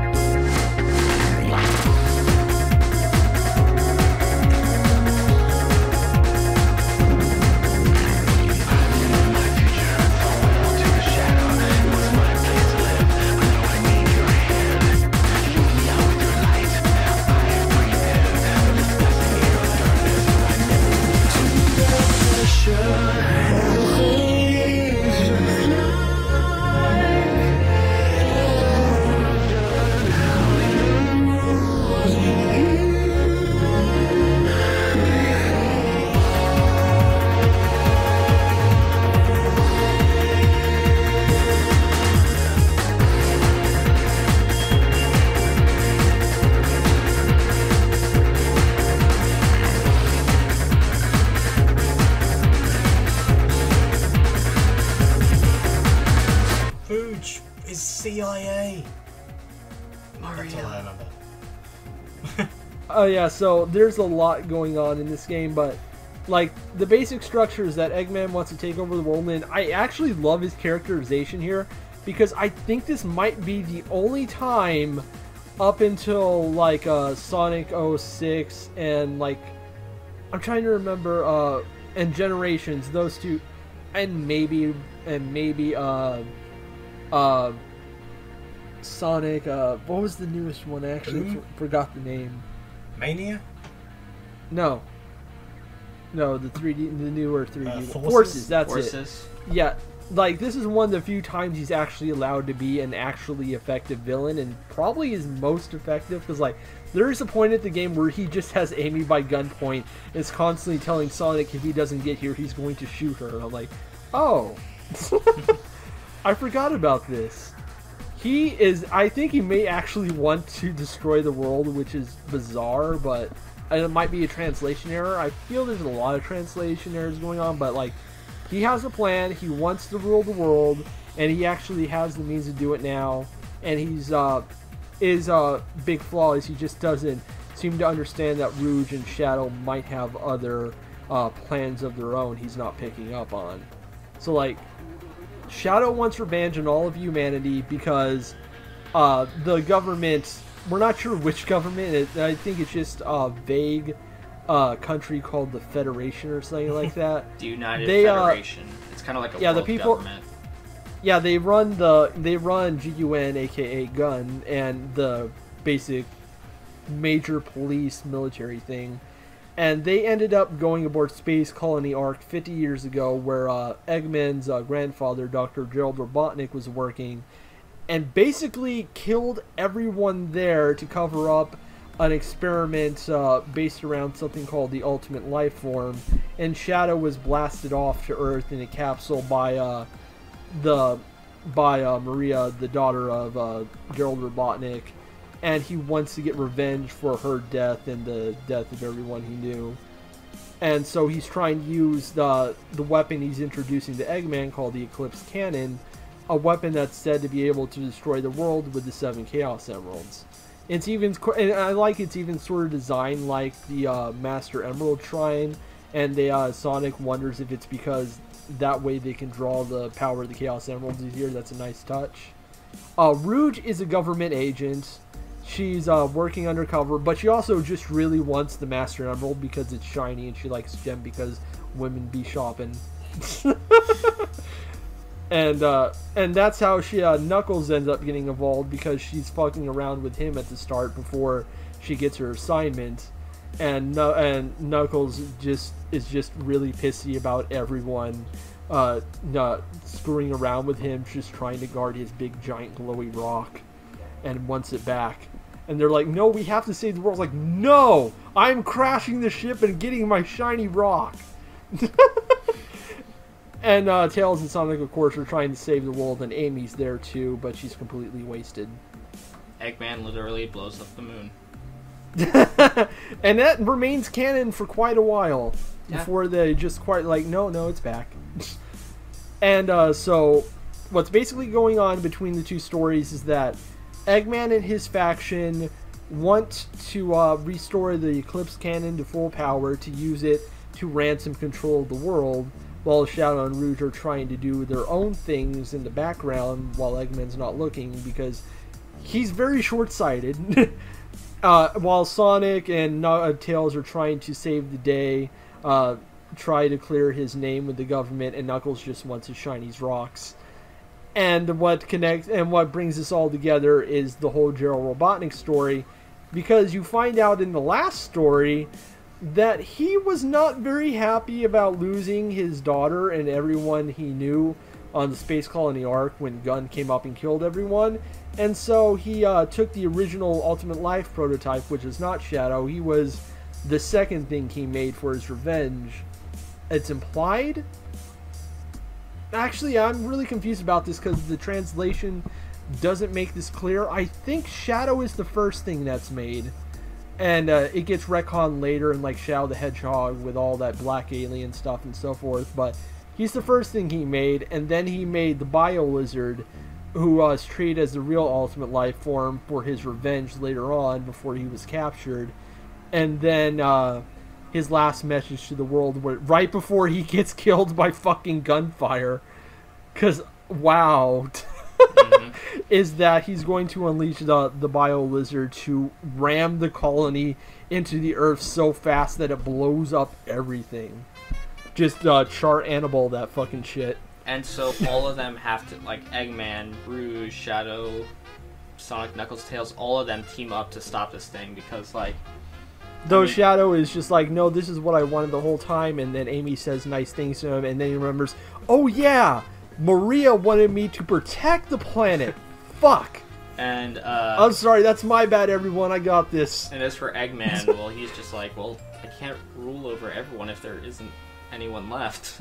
So even though the translation makes it out like he's like, like, I'm not doing this destroy the world thing, though if I could have done it, I probably would have. So it's like there's all this talk about the ultimate life form, and the ultimate life form is a big turtle with a cannon up his butt. No, I think it actually is Shadow, and they do expand on it in later games. Well, the second ultimate life form is Cannon Turtle. I'm gonna go on a big tangent about the ridiculous history of Shadow later, but yeah, that weird lizard thing is just there solely to jack into the space colony arc and send it crashing down. That's all it's for. It's not the ultimate life form. Shadow is. It's like just someone disassembled and then tried to reassemble a Blastoise. Yeah, and like Shadow is going along with it because he's like, fuck humans. Tails. Until he remembers, oh yeah, she liked humans. Oh man, I fucked this up. Tails has to save the president on a go-kart. Yay! I found the president! So yeah, that's another thing that's in the game. You have a racing mode. A very... Yeah, and Rouge and Tails get little demo episodes. And the racing is terrible because the controlling is a fucking mess. It's like they're drunk. If you go a little off of direction just a little bit, they suddenly start swerving out of control for like a full minute. Unless you slow down to a complete stop or near a complete stop. And even then, it's a crapshoot. It's a good game. The thing about both of these games is just they are beautiful, beautiful messes of their time. They are sort of... They're a little bubble of what sort of Sega were doing at the particular point when, you know, they were probably probably the third sort of party video gaming, and it was sort of... I don't know, I obviously... You three seem to have more of a history with this. They seem I have history. They seem nice, well-made games. The characters are well designed. The music is exceptional. And it's sort of very just strange to be the fly on the wall with sort of, particularly you Dark and Danny sort of just talking about it. I'm just sort of going, this would sound very strange to anybody who did not play these games, that you rescue the president and a game with sort of very cutesy primary coloured characters sort of goes a dark turn of sort of, oh, by the way, we kill a major character's parents off screen. Another game, this is the second Sonic game in a row where the main plot is based around genocide. And actually, you can argue the first three Sonic games are based around genocide too, because the entire thing is that Eggman is going around gathering up the animals and making them robot fuel. Speaking of saving the president, in another Sonic game, you can assassinate the president. Yay! It's true. Don't worry, we're gonna go. I'm gonna go on a tangent on it later, but like, can we talk about the music for a minute, because it is exceptional in this game. It is absurdly good. I'm actually surprised I forgot about a lot of this, though I did not forget Eggman's theme, which is the cheesiest shit ever, and I love it. He's the Eggman with a master plan. He gets a fucking rap.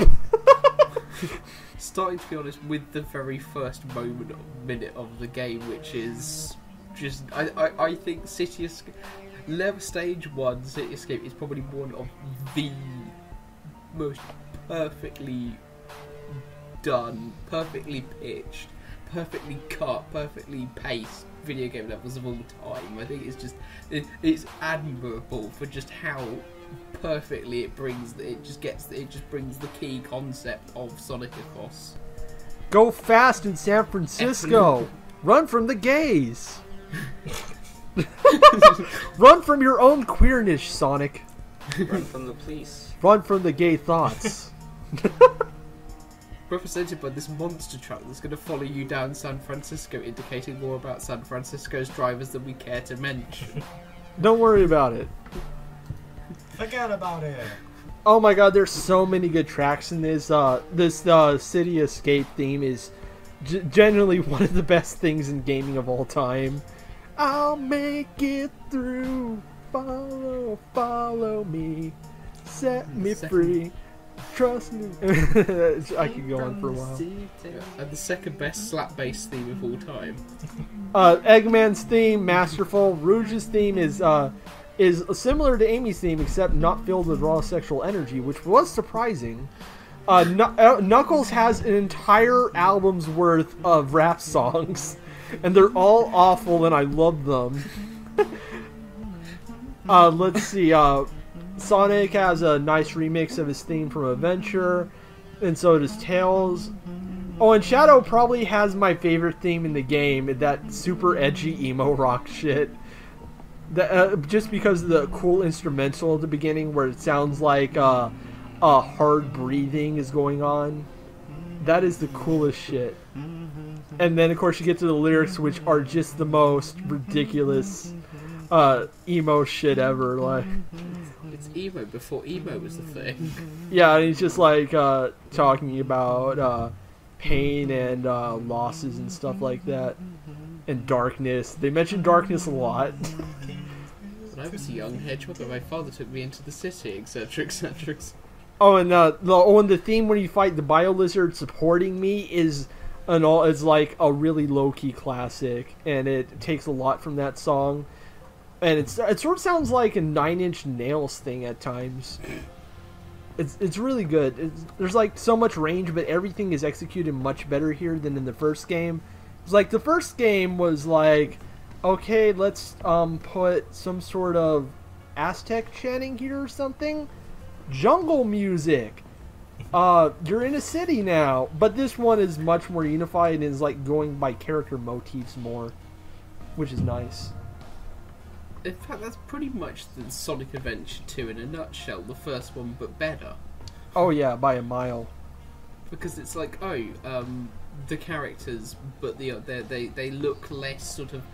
The thing I particularly noticed in terms of character models, for one, is Sonic's nose. Sonic's nose in Adventure is strange. It's not quite. They've not quite modelled his nose right. And in the second game, obviously, the character models are a little bit less, sort of slightly elongated.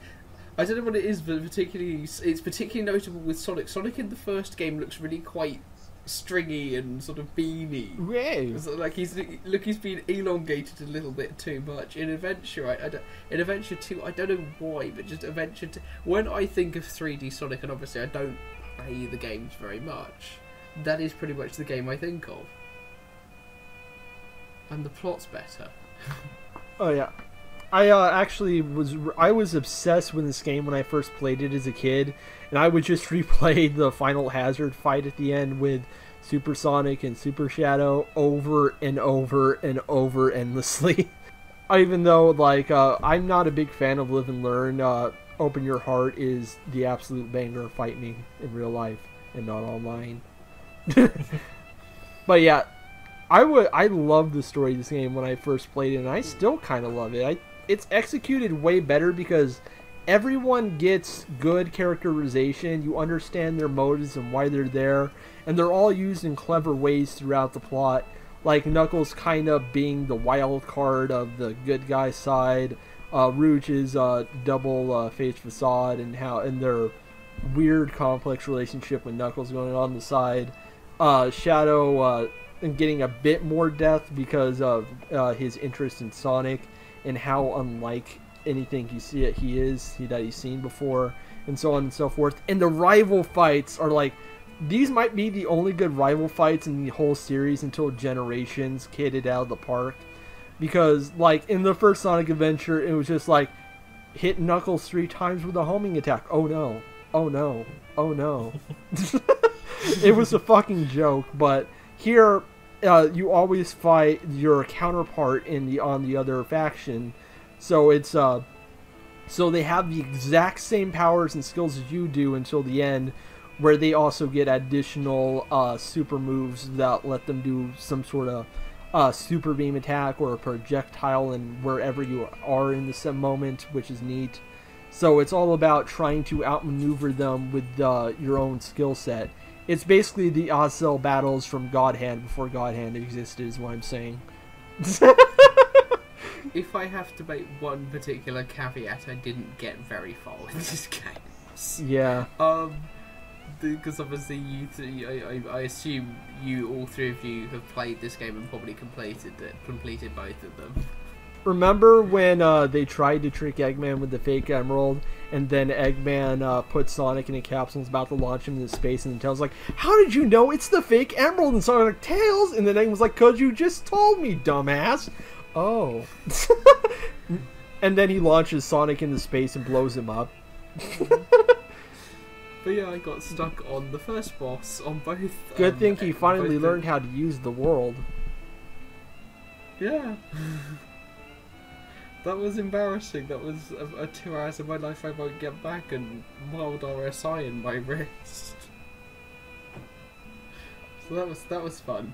Oh yeah, the one big flaw in this game compared to the first one is that the sound mixing is fucked to hell. Oh what my! Did you say, dog? The sound mixing is so bad. Remember when you're first seeing the Knuckles and Rouge arguing over the Master Emerald scene, and then Eggman comes by, but you can barely understand what he's saying because he's being drowned out by whatever music's playing at the time. Yeah. I understand the Chaos Emeralds now. Do you want to do a really quick, just a really quick impression of one of the Sonic Adventure 2 cutscenes? Go for it. Okay, so somebody else be Eggman or something. So, Sonic. Eggman, what's your evil plan? Why are you doing this? Well, it's simple, Sonic. I'm going What to are make you? the What Chaos is the Emeralds. meaning of this? Yeah, there's a lot of Here I talking come, over. tougher than Knuckles. Dr. Igo Robotnik. Arguably, this is still an improvement over Sonic Adventure, where at certain points and stages, because there's so many things happening at once and all the sound effects are at the exact same volume level at all times, no matter how far away you are from anything, you can't even hear the music anymore because it's just like 7 sound effects playing at once over and over. And they're all terrible. I want to get more into story stuff because Sonic Adventure 2 is like the fucking bedrock of this series up until 06 shit the bed, and then Sega's like, okay, let's start over.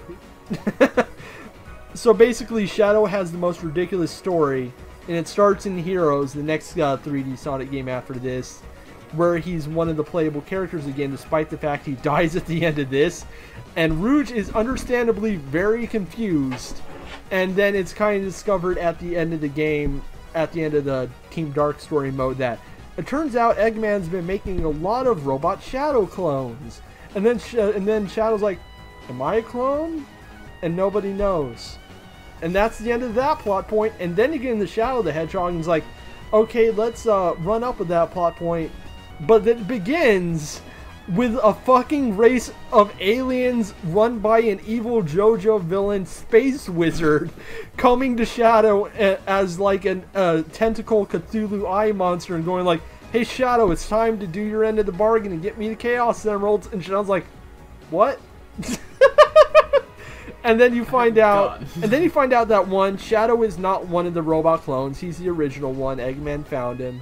2, Shadow is actually, the reason he was a big deal is because he's based off the DNA of the leader of those aliens, because they made a deal with Gerald Robotnik, and you find out later in battle that Gerald Robotnik was doing some fucked up shit, like messing around with an ancient super weapon the Echidnas made at the exact same time all this shit's going on.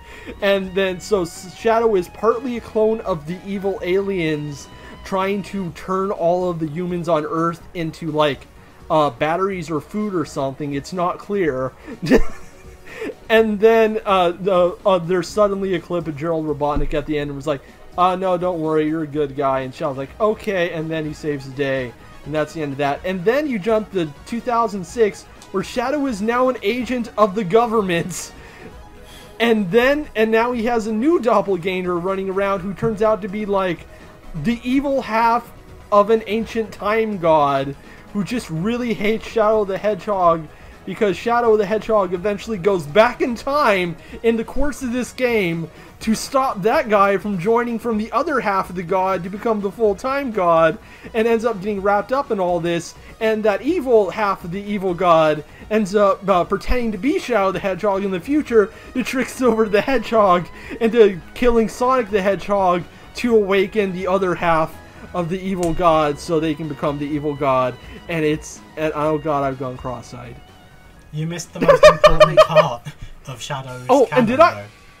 Oh, and then of course Chronicles just brings back up the Sonic battle shit again, but Shadow's barely a thing in it, and Shadow's actually great in it because he's just a pissy bitch about everything, and nobody likes that he's there, and he's just constantly complaining, and it's kind of great. You have missed out on the most important piece of Shadow canon, though, and that's his part in the Sonic levels of LEGO Dimensions, where he offers Sonic a side quest asking him to arrange the ultimate flower arrangement in memory of Maria. And so Sonic flies around in a plane just spouting lines like, I can really feel the sunshine, it's brightening up my day. And the best bit is my friend showed me this little cutscene where the whole Sonic gang gets together on Tails' plane to save the day at the end. And so Tails is flying the plane, and Sonic appears and lands on it, and Knuckles appears and lands on it, and Shadow lands, and Shadow is holding a gun. And everyone looks at Shadow, and then Knuckles runs over to him and punches the gun out of his hands. And then everyone just looks at Shadow and shakes their head like, This game is rated E for everybody, so Shadow. Here's the fun thing about Shadow the Hedgehog. The gunplay's kind of broken, but it's actually fun once you find the ridiculous alien weapons like the vacuum gun that vacuums up people like little marbles, and then you can shoot them. It's absurd. Anyways. I didn't know the Sonic games were so complicated. This is like Metal Gear Solid on acid. It's like And And it's kind of Sonic coming back better. thanks to Forces, because they almost brought back that evil half of the evil god from Sonic 06, but they didn't have time. Anyways. Oh my gosh. And also now the Sonic who's introduced as Generations as the old Sonic from the past from the Genesis games is now a Sonic from another dimension, because nothing makes sense anymore. In conclusion, these are great games. And none of that matters, because the real Ultimate Life Form was actually Infinite, who is like a fascist loser nihilist who wants to destroy everything, as a prequel comic shows us, that before he turns evil with the power of the Phantom, like the Phantom Gem thing, he's already imagining the world as a barren wasteland, and he's super edgy, and he wants to destroy everything because Shadow beat him up and said that he sucked. He's like, no, I don't suck, I'm strong! And then he helps Eggman commit mass genocide. In conclusion. Thanks, Shadow! Good games. Yeah. Yeah, as to sum up, I think Sonic Adventure 1 is really fucking flawed, but it's worth a look back if you see it on discount. And Sonic Adventure 2 genuinely stands up, and I'd say go check that one out. And then play Sonic Heroes, but just be aware that getting the last Chaos Emerald in that game is bullshit. All of that game. No, the rest of the game is fine, especially No, Team Chaotix, who are perfect. No. Team Chaotix is No. perfect. No. Their theme is so great. No. It's butt rock No. about how they're going and how they're detectives and they're going to solve the case. Oh no. Elmo, final To be thoughts. fair, I'm gonna be awkward and say that I actually liked Sonic Adventure DX a little bit more, just because I did really like Sonic Adventure 2, but it's like after you And beat so the hero- streak of Elmo being wrong continues. Yay! 50 bad outcomes in a row. But yeah, once This I is beat the why hit- your country did Brexit. Ah, Because that of was- you. That was Ricky Gervais. We were trying to get away from him somehow. I don't know. But yeah, just after I beat the hero story, it's like, hey, do the dark story. It's the hero story again, with little bits changed, and that was. But no, they're both really good games. I'm glad I got to play them again. Basically it. Rolling around at the speed of sound. And Tama didn't get very far in either. No. But hey, I've got a newfound love for Shadow the Hedgehog. Shadow did nothing wrong. Shadow did nothing wrong. Shadow's awesome. Shadow certainly also didn't accidentally cause several genocides. Certainly not. No. Can we have Shadow in Smash now? Shadow certainly didn't create several villains throughout the series by complete accident. Shadow is the Vegeta of the Sonic universe. That Yeah. is a surprisingly apt comparison. And Knuckles is Yamcha. Where's that The dumbest fucker. Which one of them is Goku? Sonic. Sonic. No, I So mean in he's Dragon Ball Z, which one of them is Goku? Sonic. Sonic. Touche. Sonic's stupid He's and even loves got fighting. spiky hair. Of course he's Goku. It's not Well, which one is Goku Goku, was- it's which one is which Goku. Which Goku is the fat pink one? I should mention that Goku. Sonic actually has multiple super forms. Yeah, he's got Yeah, Super because Saiyan thanks to 1, this- Saiyan 2, Shadow. got Ka- Okay, got so Kao, there's 10 Super Sonic. times 10. There's Super Sonic, and then there's the Jin Sonic in the Secret Rings, where he gets magical genie rage powers. And then there's the Werehog in Unleashed, and then there's the Golden Knight armor he gets, and the one where he has the sword and he's fighting King Arthur because he's evil Sonic or and Black something. Knight. He's got Super Saiyan Blue. He has, well, he's technically always Super Saiyan Blue. When he fuses with Shadow, he becomes Vegito. It's amazing how in the games Knuckles' main characteristic is that he's a fucking idiot, and in the comics he's literally much more conflicted Sonic, and goes on a journey of self-discovery with his supposedly dead old tribe. And there's a lot of Christian imagery everywhere, but it's all terrible because it was all written by Ken Penders. And then the horrible, And awful the British reboot, comic. he is just like an actual idiot. No, that's not a reboot. That's just a side thing. Yeah, Sonic Boom isn't a reboot. It's just a side thing Sega wanted to do for a cartoon show that didn't go anywhere. Side reboot. And it's gonna disappear fairly quickly now. And then there's the British comic where Super Sonic is an eldritch abomination.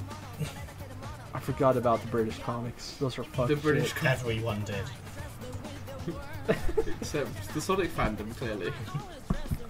Did you know that Ken Penders, the main writer of the Archie Sonic comics, ended up leaving the company and then suing to have the rights of all the characters he made for the comic, and now he's trying to make them in his own comics on his own, but he's doing terrible 3D-ish art, and this is the worst thing you've ever seen. And this is why Scorch the Hedgehog will never be in a Sonic game, and that is a crime. His super form is fucking purple with ridiculously black eyes, and his entire motivation is just to fuck shit up because he's an asshole. He's amazing. Ken And he's panders. green. But who does he pander He's to? green and he wears sunglasses. He's awesome. Tails is Krillin Not because they're mentioned. both the strongest humans in the universe. Who's Robotnik? That's Gerald. Robotnik Light is Yagami. Pilaf. The android dude. Robotnik is Pilaf. Well, now he is. He used to be the android dude. Robotnik is definitely Kaiba. How's right? Amy is absolutely Chi-Chi. Yeah. Knuckles is Big Piccolo. the Cat is definitely Hercule Satan. Knuckles is definitely Piccolo. No, Knuckles is Yamcha. He's too stupid to be Piccolo. No, Knuckles is Yamcha. He has always been too stupid. You just Knuckles- played these two games. His entire role is to be a fucking idiot. Knuckles is. I want shiny rock punch. He's a reluctant. They started off as enemies. He And fell for the same trick from Eggman saying Sonic is bad twice in a row. And there's this Same whole game. guardian thing with the Namex, like with the echidnas, where they have to guard the emerald, and you have Kami, who was guardian of the earth, and Yeah, but the Namex didn't create multiple destruction gods. they created the Dragon Balls, which can do that. Well, I mean, the Echidnas created the Ermal Yeah, robots yeah, that and ended up then- destroying the and entire Namex race. created the Dragon 2 Balls. ended up pissing in off charge of the the Dragon Chaos God, and then of course you have the whole Nocturnus clan shit, which had them imprisoning space aliens inside of a magic phantom zone, and it gets ridiculous. So Amy is Majin Buu. Big surely be Margin Boo, wouldn't he? Wait, wouldn't Amy be Bulma? Yeah, that seems obvious. Not Okay, Chi-Chi? obviously Samasu would be Mephosiles. I haven't gotten that far yet. Because they're both genocidal assholes obsessed with godhood, and they really hate this one guy and they pretend to be him at all times. I don't understand anything anyone's said for 10 minutes. Samasu made a wish to become Goku and then killed his entire family. I mean, he's a big fucking asshole. Spoilers. Oh, don't worry. There's plenty of more shit with that guy I can mention. That's minor. Sonic is Dragon Ball Z, but good. If we're going by comics, maybe Yamcha is that really puffy chipmunk or whatever. From What? From like the start of the comics, Whoa. Antoine or something. Are you talking about Princess Sally? No, Antoine. Oh, Like yeah, functionally. they both have. he's They both Yamcha. have about the same luck with. No, Yamcha actually gets some. Yeah. You mean the dog? No, he'd probably be that rapist skunk. Anyways. Another Ken Penders classic. That's about Did it I for mention us. that in the 50th issue event for Sonic the Hedgehog Thanks comics, for Ken Penders joining wrote in a scene where you see IndieCent. an animal girl get abused by her boyfriend? We hope you enjoyed this episode. And, whose pick is next? That's like Also, he pretended that one of the major characters died and then no, she was alive. Whose pick is next? What's your pick, It's whoever? me. It's Elmo. me. Roller Coaster Tycoon. Right? is it, Elmo? Guess what lies ahead? Only one way to find out. What is it, Elmo? What's the game? It's Sonic 06. To continue to continue being IndieCent's personal little ray of sunshine after such wonderfully uplifting games as Spec Ops: The Line, Stockholm Syndrome-induced self-harm, and the Lisa trilogy, which is the same, then I thought I'd play another just overwhelmingly happy game. It's named Papo and Yo. It's on Steam, and I think on GOG, and I think it's on PS4. Don't play it on PS4 or PS3 because it's super glitchy and doesn't work. But also it's like 2.5 hours long. So hopefully, see you soon. What's the name? Fun game. Papo and Yo. Fun Say it game again. about a boy and his little monster friend. Very uplifting. Just kind of like a Yeah. friendship journey. Yeah, that's exactly it. Papo, P-A-P-O, and Yo. The a at bit like the Chow sections from Yeah. Sonic Adventure 2. Where does this fit in the Sonic canon? the monster is clearly Big the Cat after a bit of a bend. It improves on the Okay. grinding mechanics. It takes out the Chow Garden, which is why it's not as memorable as Sonic Adventure Where 2. does Metal Gear Solid fit in the Sonic canon? Well, Video games! I'm Blonic! after Solid Snake found the Dragon Balls, he wished to become the ultimate life form. Oh my god. Became a turtle. And then Shadow Metal Gear is Ray, piloted by Raiden, kind of was like, no, I'm gonna stop you, because he was possessed by the spirit of Liquid Snake. And then he snaps his fingers, and Big the Cat says, Froggy, I don't feel so good. I'm And sorry, then Revolver Ocelot was everyone! working for both the Red Ribbon Army and Mother Base. This was supposed to be a short episode. To be honest, you could tell me it fitted into the Metal Gear canon, and I would totally believe you at this point. He self-destructed, See- and the smoke cleared, but Nappa was still standing there. After You're forgetting the Oswald most had to have important his- point, that Solid Snake does not like Sonic the Hedgehog. That is canon. More of a Knuckles fan. In the next game, we're gonna find out what he thinks of Inklings. But which one of them started Brexit? All of them. It's all their fault. Elmo. Probably Cloud. Definitely Cloud. We need to stop this. And I that's what we can, I look. can make us stop immediately. Rolling around at the speed of sound. Okay, Got fuck places everyone, to I'm cutting go, off got here. fun.